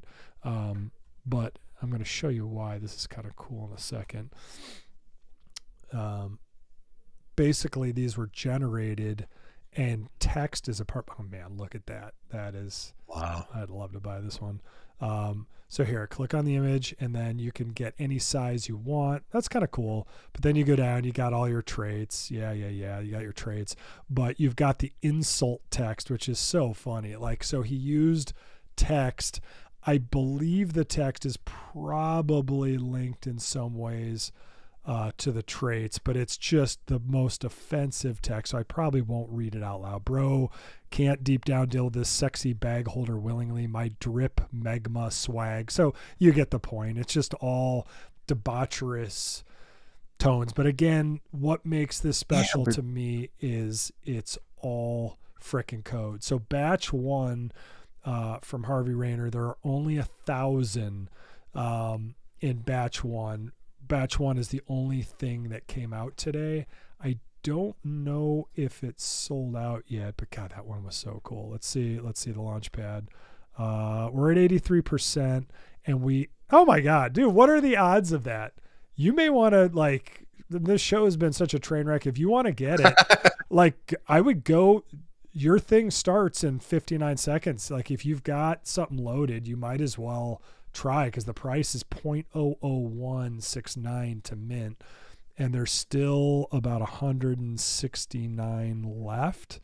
Again, like all these omens, 169. So, Disco, yes. If you don't stay tuned, if you don't pay attention for a second, that's fine. But I have a feeling that one's going to go fast, so I'd be locked and loaded there. What are the odds of that? Like, if you get one, I think that's going to be super cool. I have a feeling you're going to have to move fast. And and by the way, this show is live, and we have 21,000 listeners right now. So you're going to have to compete with them. So you better pick or let Magic Eden or whatever you use to pick. It has to be Magic Eden, right? You got to pick pretty high gas fees. Let's see how quickly this goes on ChatFUKRs. But these things are just absolutely beautiful in my opinion. And if you're not following Steve Miller, I believe it's Steve Miller _PHX or something.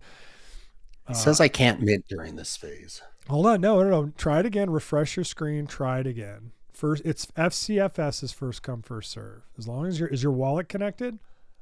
It's already at 91%. I'm guessing you're probably screwed. Well, let's see. They're all going to get in on this block. It's at 993 Disco. You, my friend, do not have a shot. This has just been a banner day. Anything else goes this bad? Is for the archives. Yeah. I was like low key totally excited. Like, dude, this will be awesome. A nice little redemption. Pick it up, and then it's like sold out. View collection. Our dogs are both about to walk in, like, from the rain, and they're gonna have like caked muddy paws and like jump on all the beds and furniture and then throw up on the pillows so we can Yeah, I probably have a call from the principal waiting for me or something. Like, yeah, your son and or daughter. Yeah, there they are. All right, here's there we go. Nifty, it's about time. I gotta say, I like the Nat frogs too. Those are pretty cool. Yes, I don't know, yeah, me too. I want to get one badly.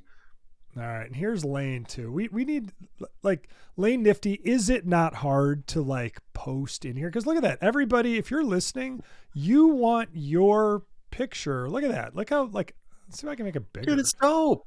Yes. No, it's as big as it goes. Okay, so there's no premium in me making it bigger, but I'm just going to keep putting these guys up. Nifty. So many people think Nifty is the other co-host of the show. In fact, it is not Nifty. Although you're welcome on the show, it is Disco Hodl with Blutoshi. So welcome.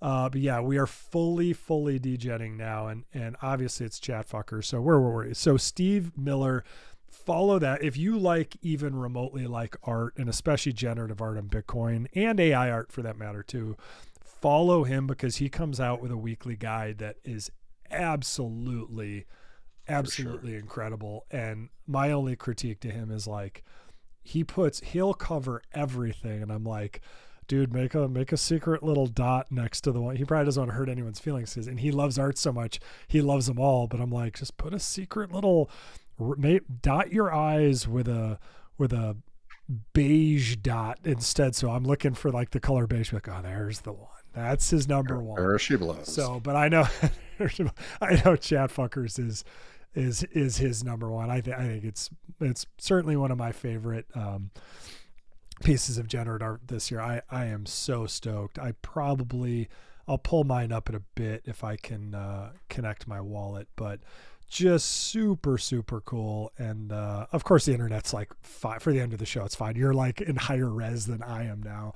My God, I don't Nifty or Lane if you've been listening, but every glitch that went wrong in this show could have, and we've had like, it makes me go back 6 months. We've had like my dog sailing. Yeah, my dog barks every once in a while, but then I just stand up and I let him out. It doesn't matter. This one has just almost been like can you face adversity? And I guess if we consider this adversity in our lives, like, then we've got problems, right? Like, this is nothing. Yeah.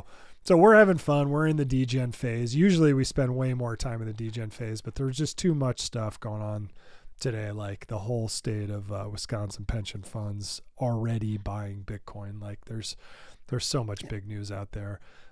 Yale, like I keep going back to Yale and Princeton in my head. Like if that's not a sign, I don't know what is. All right, Disco, go to it says 0.0085, like a bunch. Oh, so a bunch of people are dumping right now. I don't want to tell you what to do. Let's see if there's any cool ones on the floor. Maybe I'll create FOMO on you and buy one myself. So the monochromes, Noggle ones are pretty popular. I think that person, now whether you like that kind of monochromatic look or not. I'm a left facer. I think this one's cool. I like the multicolor. This blue guy, cool. How much is it? 0.0085. So people, this is the public mint, because that floor 10 seconds ago, look at it. Everybody just wanted to make a quick buck. So they all, look how many people, every single person who just got in, they just, look at that one.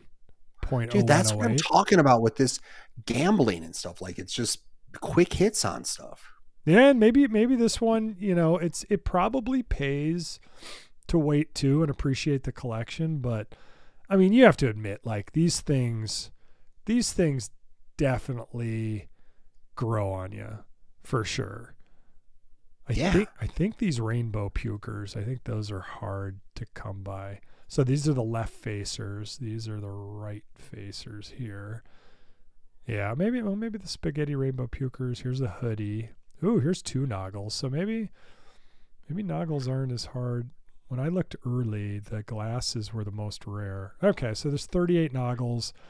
X copy, there's 45. So maybe there's an equal amount of those. There's also the Pit Vipers, which my kid loved, and then no glasses. But I think the Noggles are pretty cool if you're a noun fan at all. Anyway, so this one's super fun. We got a new face, Tatoshi BIP 420. This show rocks. Hey, appreciate you, we appreciate BIP 420 for sure. But this has been the most technical, glitchy show we've ever had, because my interwebs has been failing, but now it's doing pretty well. So Nifty, we appreciate you for watching the replay. And remember, we're on Spotify too. We're on the YouTubes. So you can watch it anywhere. And what I've found is that because we're old doddering fools, you can listen to us at like 1.25 is a super safe listen, but even 1.5x is a pretty safe bet. Like I thought we were fast talkers, and I listened. I'm like, dude, get to the point. So I know. I wonder if I should just like try to, put like you remember like when you had to point when they had like smokers would have to like do the thing, would touch like their throat. Like I wonder if I need to find a 2x version of my voice for real life.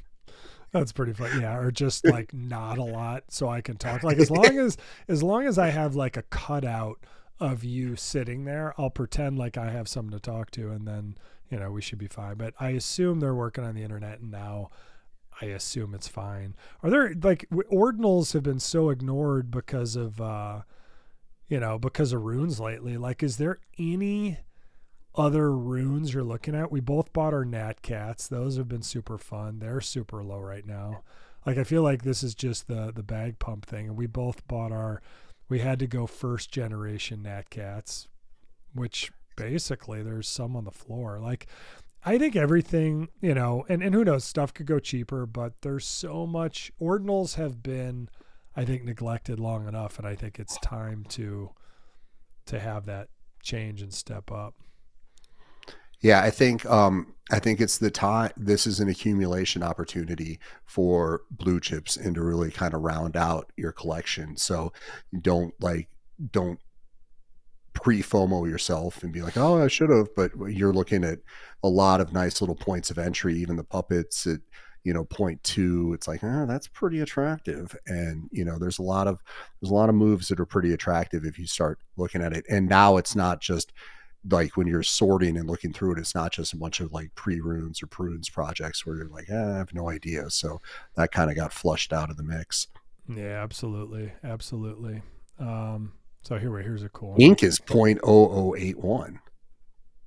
That's pretty low. Wow. Yeah. Where is Ink?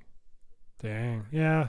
Ink has definitely fallen off. I think there was I thought the art was kind of cool. I like the orange part of it, like that was pretty cool. And it did, I thought it would translate to more PFP activity, but I didn't really see that happen. Yeah. Like you're saying, just the people with the hints of orange. I think that's a certain class. Like there's some of them I like more than others, I will say, but I think a lot of people got mad at the founders because I think they had stated very clearly, like, there's no utility here, there's nothing. But I think people were still like, well, I don't know if they bailed on the community, but I think people were, I don't know what people were expecting, but like, to me, no utility is the only utility. So go with what you like, go with the communities you like.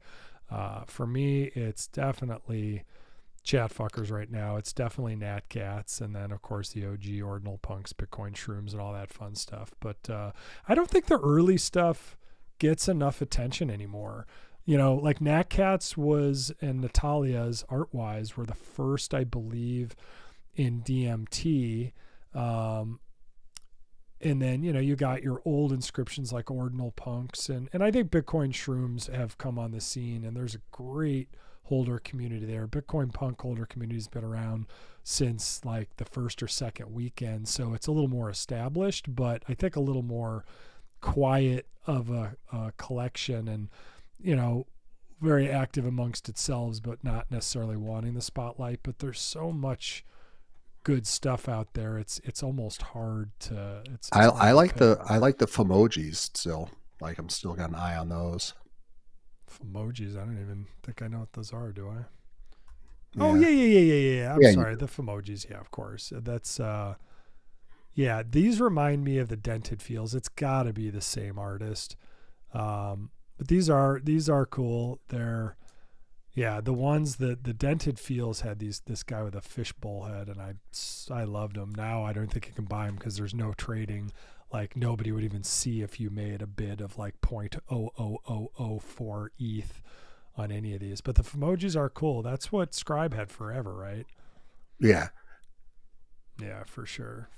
So and you know what I hate? I hate fake floors, and I'm dealing with fake floors on the the VV or whatever the hell it is, like I'm trying to get out of that London police thing, and I'm like, the floor is this. I'm in great shape because I'm like, I'll flip it into something else. Yeah, I'm below floor and there's nobody knocking. It's like the fake floor stuff just really irritates me. Yeah. With VV, so one of Disco's favorite bands, favorite artists, real life artists, the London Police, was brought into the crypto world by a company called VV. The only place you could access it or see it was on the VV website. And the funny thing is, like, Disco sent it to me. I started like railing on the guy in posts, and he's like, no, everyone who buys stuff on our stuff, I hold Bitcoin and ETH. I'm like, oh, so you can turn it into a mutable Bitcoin, but your stuff is completely this fake on-chain crap. Like, if you can't move it to your own self, yours. If you cannot hold your art in your own self-custody wallet, you do not own it. And VV, and a couple of years ago, my son and I got super into Stranger Things, and there was a site called Candy that came out, and I degened for like a solid week. I just saw someone in a Twitter poster like, hey, any Stranger Things fan? Oh, I'm a Stranger Things fan. And I bought a bunch of these. I'm a holder. They were posters. They're only on this Candy site. They had a partnership with like Netflix, and I bought a bunch of, like, each poster had like 400 or something. So Steve Harrington, I got number 1, and I'm like, oh, when season 5 comes out, I'll flip them and sell them. They're just going to bail, like Netflix would be like, that was stupid. Like, we're going to bail on it. So like the collection has no continuity. There's no firsts or anything. I can't move it. Like, if I could move it anywhere and hold it, even if it was some L3 Solana shit chain or side chain, that's better than having it on Candy and VV. So I'm preaching to the choir here, but yeah, no, I was like, dude, this is ridiculous. I can't do anything. I'm like, oh, I'll get that back. And I was like, oh, I'll actually be up because the floor. And it's like, yeah, it's a fake floor. Yeah, so annoying. For sure. OMBs are kind of attractive too where they're at. So you're still degening. Okay, hold on, let me take a look. You said what's interesting, like a little shopping list. What are they at? 0.359. So those have held their floor well, and I know you're highly encouraged not to sell when you're an OMB holder, but some of my favorite people in this space are OMBs. This one's cool, the graffiti. That one's super badass. Like, there's a lot of like, what's that? What was the one you liked before? There was one specific one that when we were scrolling. I don't know if it had a moon. Oh, there's so many. I like the yin yang. Like, I like the really simple. Let's see if it's here. I think I saw it like a couple weeks ago, there's a bunch of derivation, but I love the yin yang where it's just half the face is shadow and dark and half is light and white, ooh, there's a green eyes for 0.589. So you're getting some deals here. Let's see what the blue and red floor, like, those things just won't budge off that. But greens come down quite a bit. I think there's a huge premium for the dark ones, but I don't know. There's so many. For me, simple is better. Like, this one's kind of cool. It's a little spooky, but it's kind of cool. I don't know. This whole collection, like, there's so much cool stuff. And like I said, some of my favorite people who aren't afraid to pull punches and kind of say, like, this dark one, I mean, this isn't it, but these are the kind of ones that I like the super, like, half. Yep. Yeah. The contrast of dark and light, which if we ever do our art project, will be in that vein as well. So tons of cool ones, but yeah, so it sounds like Disco's got quite a shopping list. But for me today, I'm just happy to mint. I mean, those ChatFUKRs, was that 0.001? What is that, like $700 or $500, or is that like $200? Oh, no, it's probably more like 700, I would think. Is it? No. I'll have to pull it up. What is it? Point what? 0.00169, I think. That's $111. That's awesome. Okay, I didn't get it. No, sorry. Yeah, I was trying. Like, I was just loaded in. I was like, oh, perfect. We'll do that. Well, It's probably the reach of the show that just totally impacted the Oh, of availability. course, because there was 100 left and we had 20,000 followers at the time. But Yeah, so just and do the math. I wasn't trying to rub it in on you. I was just saying for I know. Harvey, like, and he's holding 10% back, which is what the CryptoPunks did. I think that's a cool strategy because it allows you to pepper them out when you want over time. It means you're holding. It means if I doubt he's going to do partnerships, but it means you can do other things with it. But it allows you to sell it for cheaper to the public. You know what I mean? So it's a cool, it's a really cool, and I got on the allow list a while ago. Thank you, Steve Miller, and Brennan, by the way, both of you. Thank you.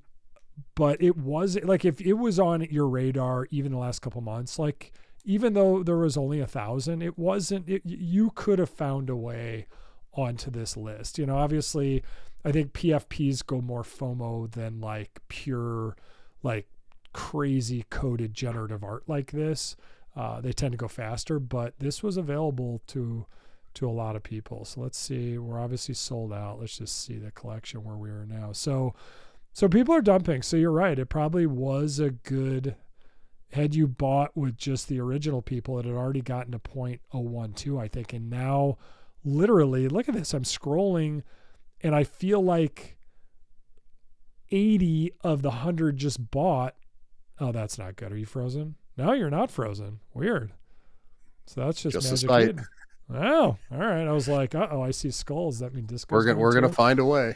Yeah. So anyway, I think these things are super cool. This is what gets me excited. Maybe Ordinals or start kind of coming back again, because as cool as runes are, to me, the art is the most fun part of why I'm here, and just holding the Bitcoin and understanding kind of the big picture.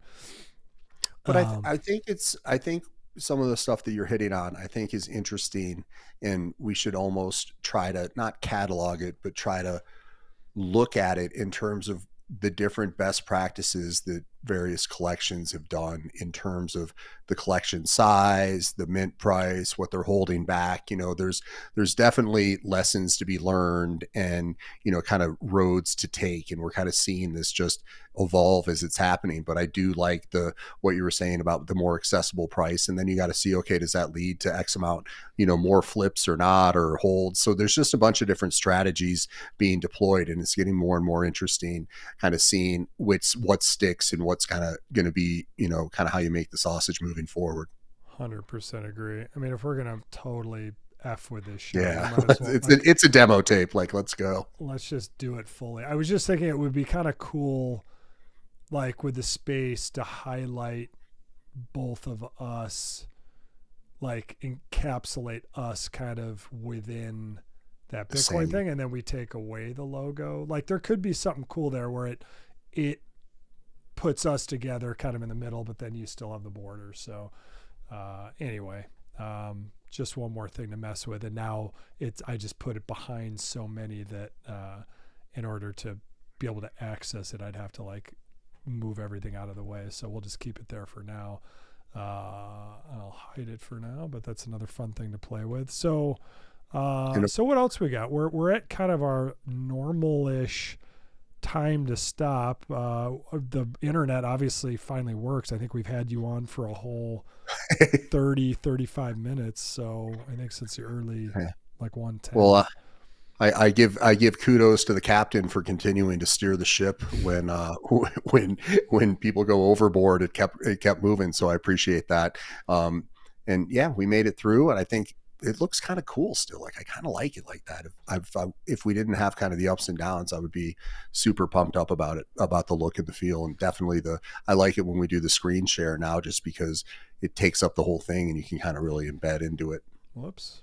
Never want to show how the sausage is made screen and what we talk about, because we are so nimble. We don't focus on that. We go to the ChatFUKRs. But this one is actually super exciting because it just allows you to go to so much more of the page. So we're going to continue innovating. We might get a super awesome pro set made.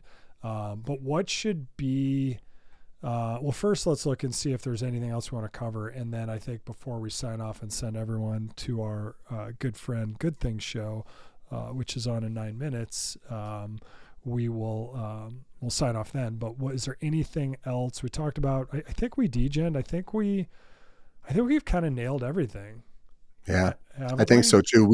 I'd love for somebody to, give a little bit at some point, a little recap on Hong Kong and what was going on there. I admittedly had FOMO for not being a part of that, and it's one of my favorite freaking cities by far to spend time in. So I'm sure everyone had a blast, and I hope the energy was high, and I hope people are as bullish, and as I say, just to kind of go back, it's like, we're going to have little, ups and downs or whatever. But when you just zoom out and you look at, the adoption that is legitimately happening, it's not speculation. It's not influencers saying, oh, they're coming. It's like, no, dude, they're in and they're buying. So it's not a thesis. It's actually been proven out. So, that's why I say, like, I am actually, sharpening the pencil and looking at potential things that I could acquire from an ordinal perspective at this point, because I don't think we're going to have such a nice, tasty entry point for a long time. So I kind of have that FOMO filter in my mind of what can I kind of nestle into and have,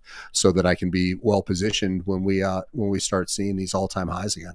Those are famous last words too. Like I and that's what the timeline's been so filled with right now. Like, and I'm a huge RSIC fan. I never sold. I've held them and I've kept them. I've kept every rune coin that I got. But and all the people who post I love, but it's just like, I feel like, and the algorithm, the X algorithm makes you, you and I, that one of our first shows last spring when, we were unheard of, we talked about that algorithm, and you've got to keep feeding it so people know that, who keep writing, and it's like the people who are dog to the moon, like, oh, and they just keep pumping it. And when everything's down and the weather's getting nice outside, you're like, there's ebbs and flows in life. It's cool to take a break too. I don't, now that my following has gotten bigger, I'm kind of like, ooh, I don't know when you kind of lose it, but I don't like I go on these fervent rolls where I'm like, I just can't stop monkey on keyboarding. But when I don't feel like writing, I don't really feel like writing. I'll respond to a lot of other people. I'll continue to read stuff and stay engaged, but there's just sometimes I don't want to write, or that I, even if I know stuff is going to go up, I'm like, I don't need to post it. Like, yeah. I believe it, but I'm glad other people are, but I feel like the timeline is just filled, with a lot of that right now, which is, which isn't good or bad. I guess it just is. Yeah.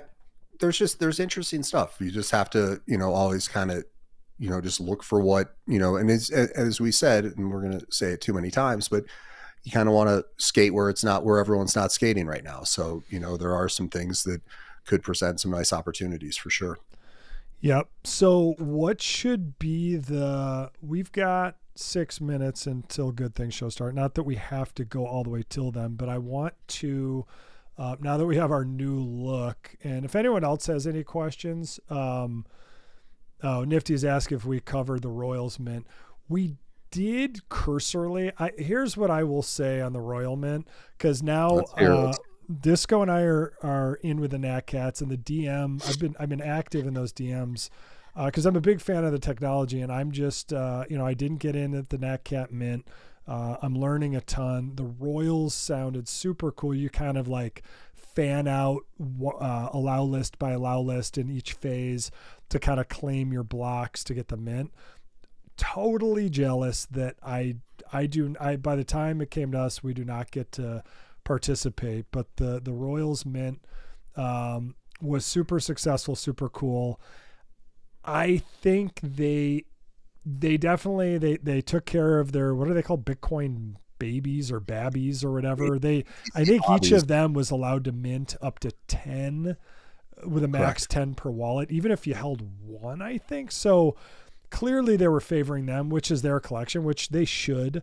But the only thing from a DMT adoption theory where I think they kind of blew it a little is, remember, when Natcats was phase 2, remember, everybody on average, they only had a 25% holder base, I'm phrasing this wrong, but of however many Natcats there was everyone held at least 4. So the holder base was not like 50% diversity. It was only 25%. Now it is like 37, 38. So it's gotten way better. But if you have a new mint, they're all going to these babies or babbies or whatever, and then they're going to the people who minted the Natcats, even though they might have sold a bunch of those. Like, I totally agree with that, but if you held some of your Natcats, that would achieve the same thing, and then I would have gotten a mint in phase 2 as well. So I'm a little bitter about that, but that's going to make a smaller holder count, and it's a 10,000 collection in kind of a crabby market right now. I'll be curious to see how that secondary lasts. Cause like you said, I'm like, disco, get a ChatFUKR, get one now. And when the public mint came out, every single person, all 169 people who were lucky enough to get that public mint, they just flipped it from 0.00169 to 0.0078. So they 3x or 4x, whatever that number is, and good for them. So they went from $100 to like $500, and that's awesome. That was a little arbitrage play, but you're right. Will it go up now or will it not? I don't know, but it shows you maybe with Royals, which I'm definitely going to look. And if it just skyrockets and never comes back down, I can accept that. Good for them. Happy for them. I'm going to keep learning about DMT. I'm still going to be into Natcats, probably get more and involved with that one. So I agree with Nifty. 10,000 was simply, it was too much. It was too much. Like it should have been a more special collection. I think there's only like 126 crowns. The art was pretty cool, I will say. It was simple. It did, because everybody, if you have a new collection and it's pixelated, what do you go for? The CryptoPunk vibe. Hey, it's the next CryptoPunks.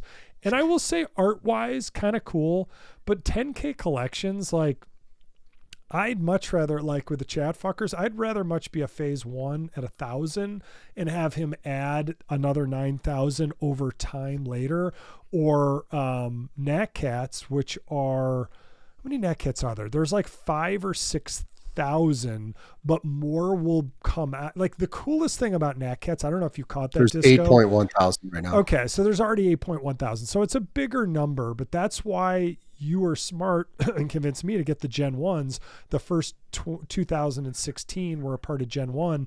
And as blocks go in the future, there's going to be certain things, I believe, with the it's one field. I don't even know which field it is, but right. Once that field lines up, more Natcats can be minted, which they make a really good point. Like, you do a 10,000 collection and that's the collection for the rest. It's a place and time. Whereas with Natcats, yes, it will dilute in the future with future generations, but it will also engage future generations and just make, in my opinion, the originals more valuable. So it's a whole different way of shaping your lens and looking at it from a different angle, which I think is super, super cool. Yeah, I'm trying to educate myself and wrap my head around, kind of the theories and everything with it. And it was basically, the main takeaway was the identification of the patterns and then utilizing those patterns in kind of the rollout and the development of it. And that's the sort of stuff that gets my mind, kind of cooking and excited as well. So I go back to that other question or that statement. It's like, I wonder what really is the best practice for a new collection in terms of collection size and all that. And I think Nifty's probably onto it with the 10K. Like, is that really the move anymore? I don't know. Yeah, for sure. So, all right, well, let's do this. Let's, everybody, thank you for listening. Please repost it. This show was a glitch fest 6,000, but now it's almost like, I feel like it almost just makes us stronger. Like, we've done this. We've done a show every week since September. I was telling Disco, I think we probably have to do more, even if the more is more short bits. Like, we want to save everything up for one weekly show to cover like everything and include a bunch of your guys' comments if X would ever make it easier to do. But, we're always going to do this show Wednesday at 10 p.m. Pacific, noon Central, 1 p.m. Eastern time. AM. Yeah. What? AM. PM. If we do it, it's 11 a.m. Mountain Time, 10 a.m. Pacific Time if it's noon Central. Oh, you said 11 I missed the mountain part. I didn't know we were including mountain. Usually mountain just has to figure out what it is. Even Central Time does. They'll tell you Eastern and Pacific, and they're like somewhere in the middle. So it's gonna be every Wednesday. We're thinking of doing Fridays and having like a guest on and just more spitballing, more probably just straight degen stuff. We've had Scribe, probably need to have Dr. G. Maybe Friday we ask him if he wants to come on again. We've been talking about it a while and just spitball, even if it's for an hour or two. So this is going to be the part of the show at the end. We just have this frame up here that doesn't move. On YouTube, like it's all about the algorithms, right? And all these people, Disco and I call it the O face, where, like Bankless, they're like, is Bitcoin going to zero? And that stupid ass shit. So we're going to freeze it here so we don't have to like get art made or anything like that. And we're just going to Disco, first we have to decide, what am I typing in? What was if you had to sum up this show in the most bombastic way to get someone to watch it for YouTube engagement, what would you say? Bitcoin back from the dead. There we go. Steady lads, settle down. Roaring kitty. I'm trying to think. No, it's gotta be like, how about is Bitcoin dying forever? Like nonsensical, stupid. Let's see how that looks. Yeah. Okay, hold on. We got to make stupid faces because I have to screenshot at the same time. So hold on. let me think about this. So, okay, I've got my cursor. All right. But we can also screenshot off the video. Oh, I'm such a jackass. So we just have to make our faces, right? Essentially. Right, so it's Bitcoin dying forever. So you make a face, I'll make a face, but they have to be different faces. So you go first. Okay. Because I've got tons of range. Got it. Okay. Kind of funny. You know what would be cool too? Because everybody then puts like the triple rainbow on top of them, like that 70s vibe thing, like the not the ocean marine. What's you know what I'm talking? Marine layer, like marine layer. Yeah, that kind of cool OP look. So all right, so we'll try it. If we go from like 70 views on, if it blows up YouTube to 4 million, be like, God, like these stupid games we play. What are we doing? So now this will be kind of fun. And if you go on his show, tell good things. But let's do a little solid here. His show already started. I was trying to time it where it was. Oh wait, I gotta call it everything, because I can't call it his show because there's so many awesome people in that show, like English and Polymath. Why are you guys still here? Go watch everything Ordinals. We're done. Like we're done talking to you. Oh, still 376. We can do this all day. So all right, Disco, this was a pleasure because I used to do comedy in my 20s, and I know I'm not very funny now because I'm old and I daughter, and I've got this old raspy voice and I don't even smoke, but you don't become a better performer until you have like 10 of the worst shows where nobody laughs and they're like calling you a loser on stage, and in your head you're like, I've got 40 more minutes I have to entertain. I just want to leave. And I feel like a loser. I'd be like, you're right. Will you come on stage? I will go sit at the bar. And it was the worst. And after a while, I don't even want to say you develop a thick skin. You just get it's better than a thick skin. You just don't fucking care anymore. Like you do, but you don't. You're just like, I'm going to do the best I can with what I have today. And that's kind of life, right? When you garden and you weed, you can't get them all and then be done forever. You got to go back in 3 days and just pull like another 15 minutes worth of weeds, and then your garden will look good. And then, you'll be dead in your grave and life will go on. So, now I know what it feels like to bomb on stage. No, we didn't, but your thing. I mean, that was my internets. That was not you. So, but go watch good things. Go watch Polymath. Go watch English. We love the Everything Ordinal show. full supporters of them. But go tell them we told you to watch it, because we're good team players and we're good partners, and we love kind of leading into them anyway, because I think there's so much crap right now in so many spaces where people just play like slide whistles and like woo, it's like Sideshow Bob bullshit. So they always have good topics on there. Disco, we've got the crappy screenshot. Do the disclaimer. We're at 2 hours 9 minutes, so we've even broken our other covenant, which we always vowed to not go over 2 hours. But again, who gives a shit? It doesn't. And some of it was muted, so that's how does that factor into the time? Yeah. So maybe for actual content, but anyhow, I'd like to thank everybody for listening. The show's for entertainment purposes only. Please do your own research and make sure that you don't bite off more than you can chew. Make sure that you don't get over your skis, and enjoy the ride. And we'll be here next week. And thanks for sticking with us. Yep. Thank you so much. And in perfect fashion, I've moved all the slides around. I couldn't find the ending, but I have found it now. So goodbye, everybody. Thank you. And thank you for bearing with us. There was good news buried in there. Just listening.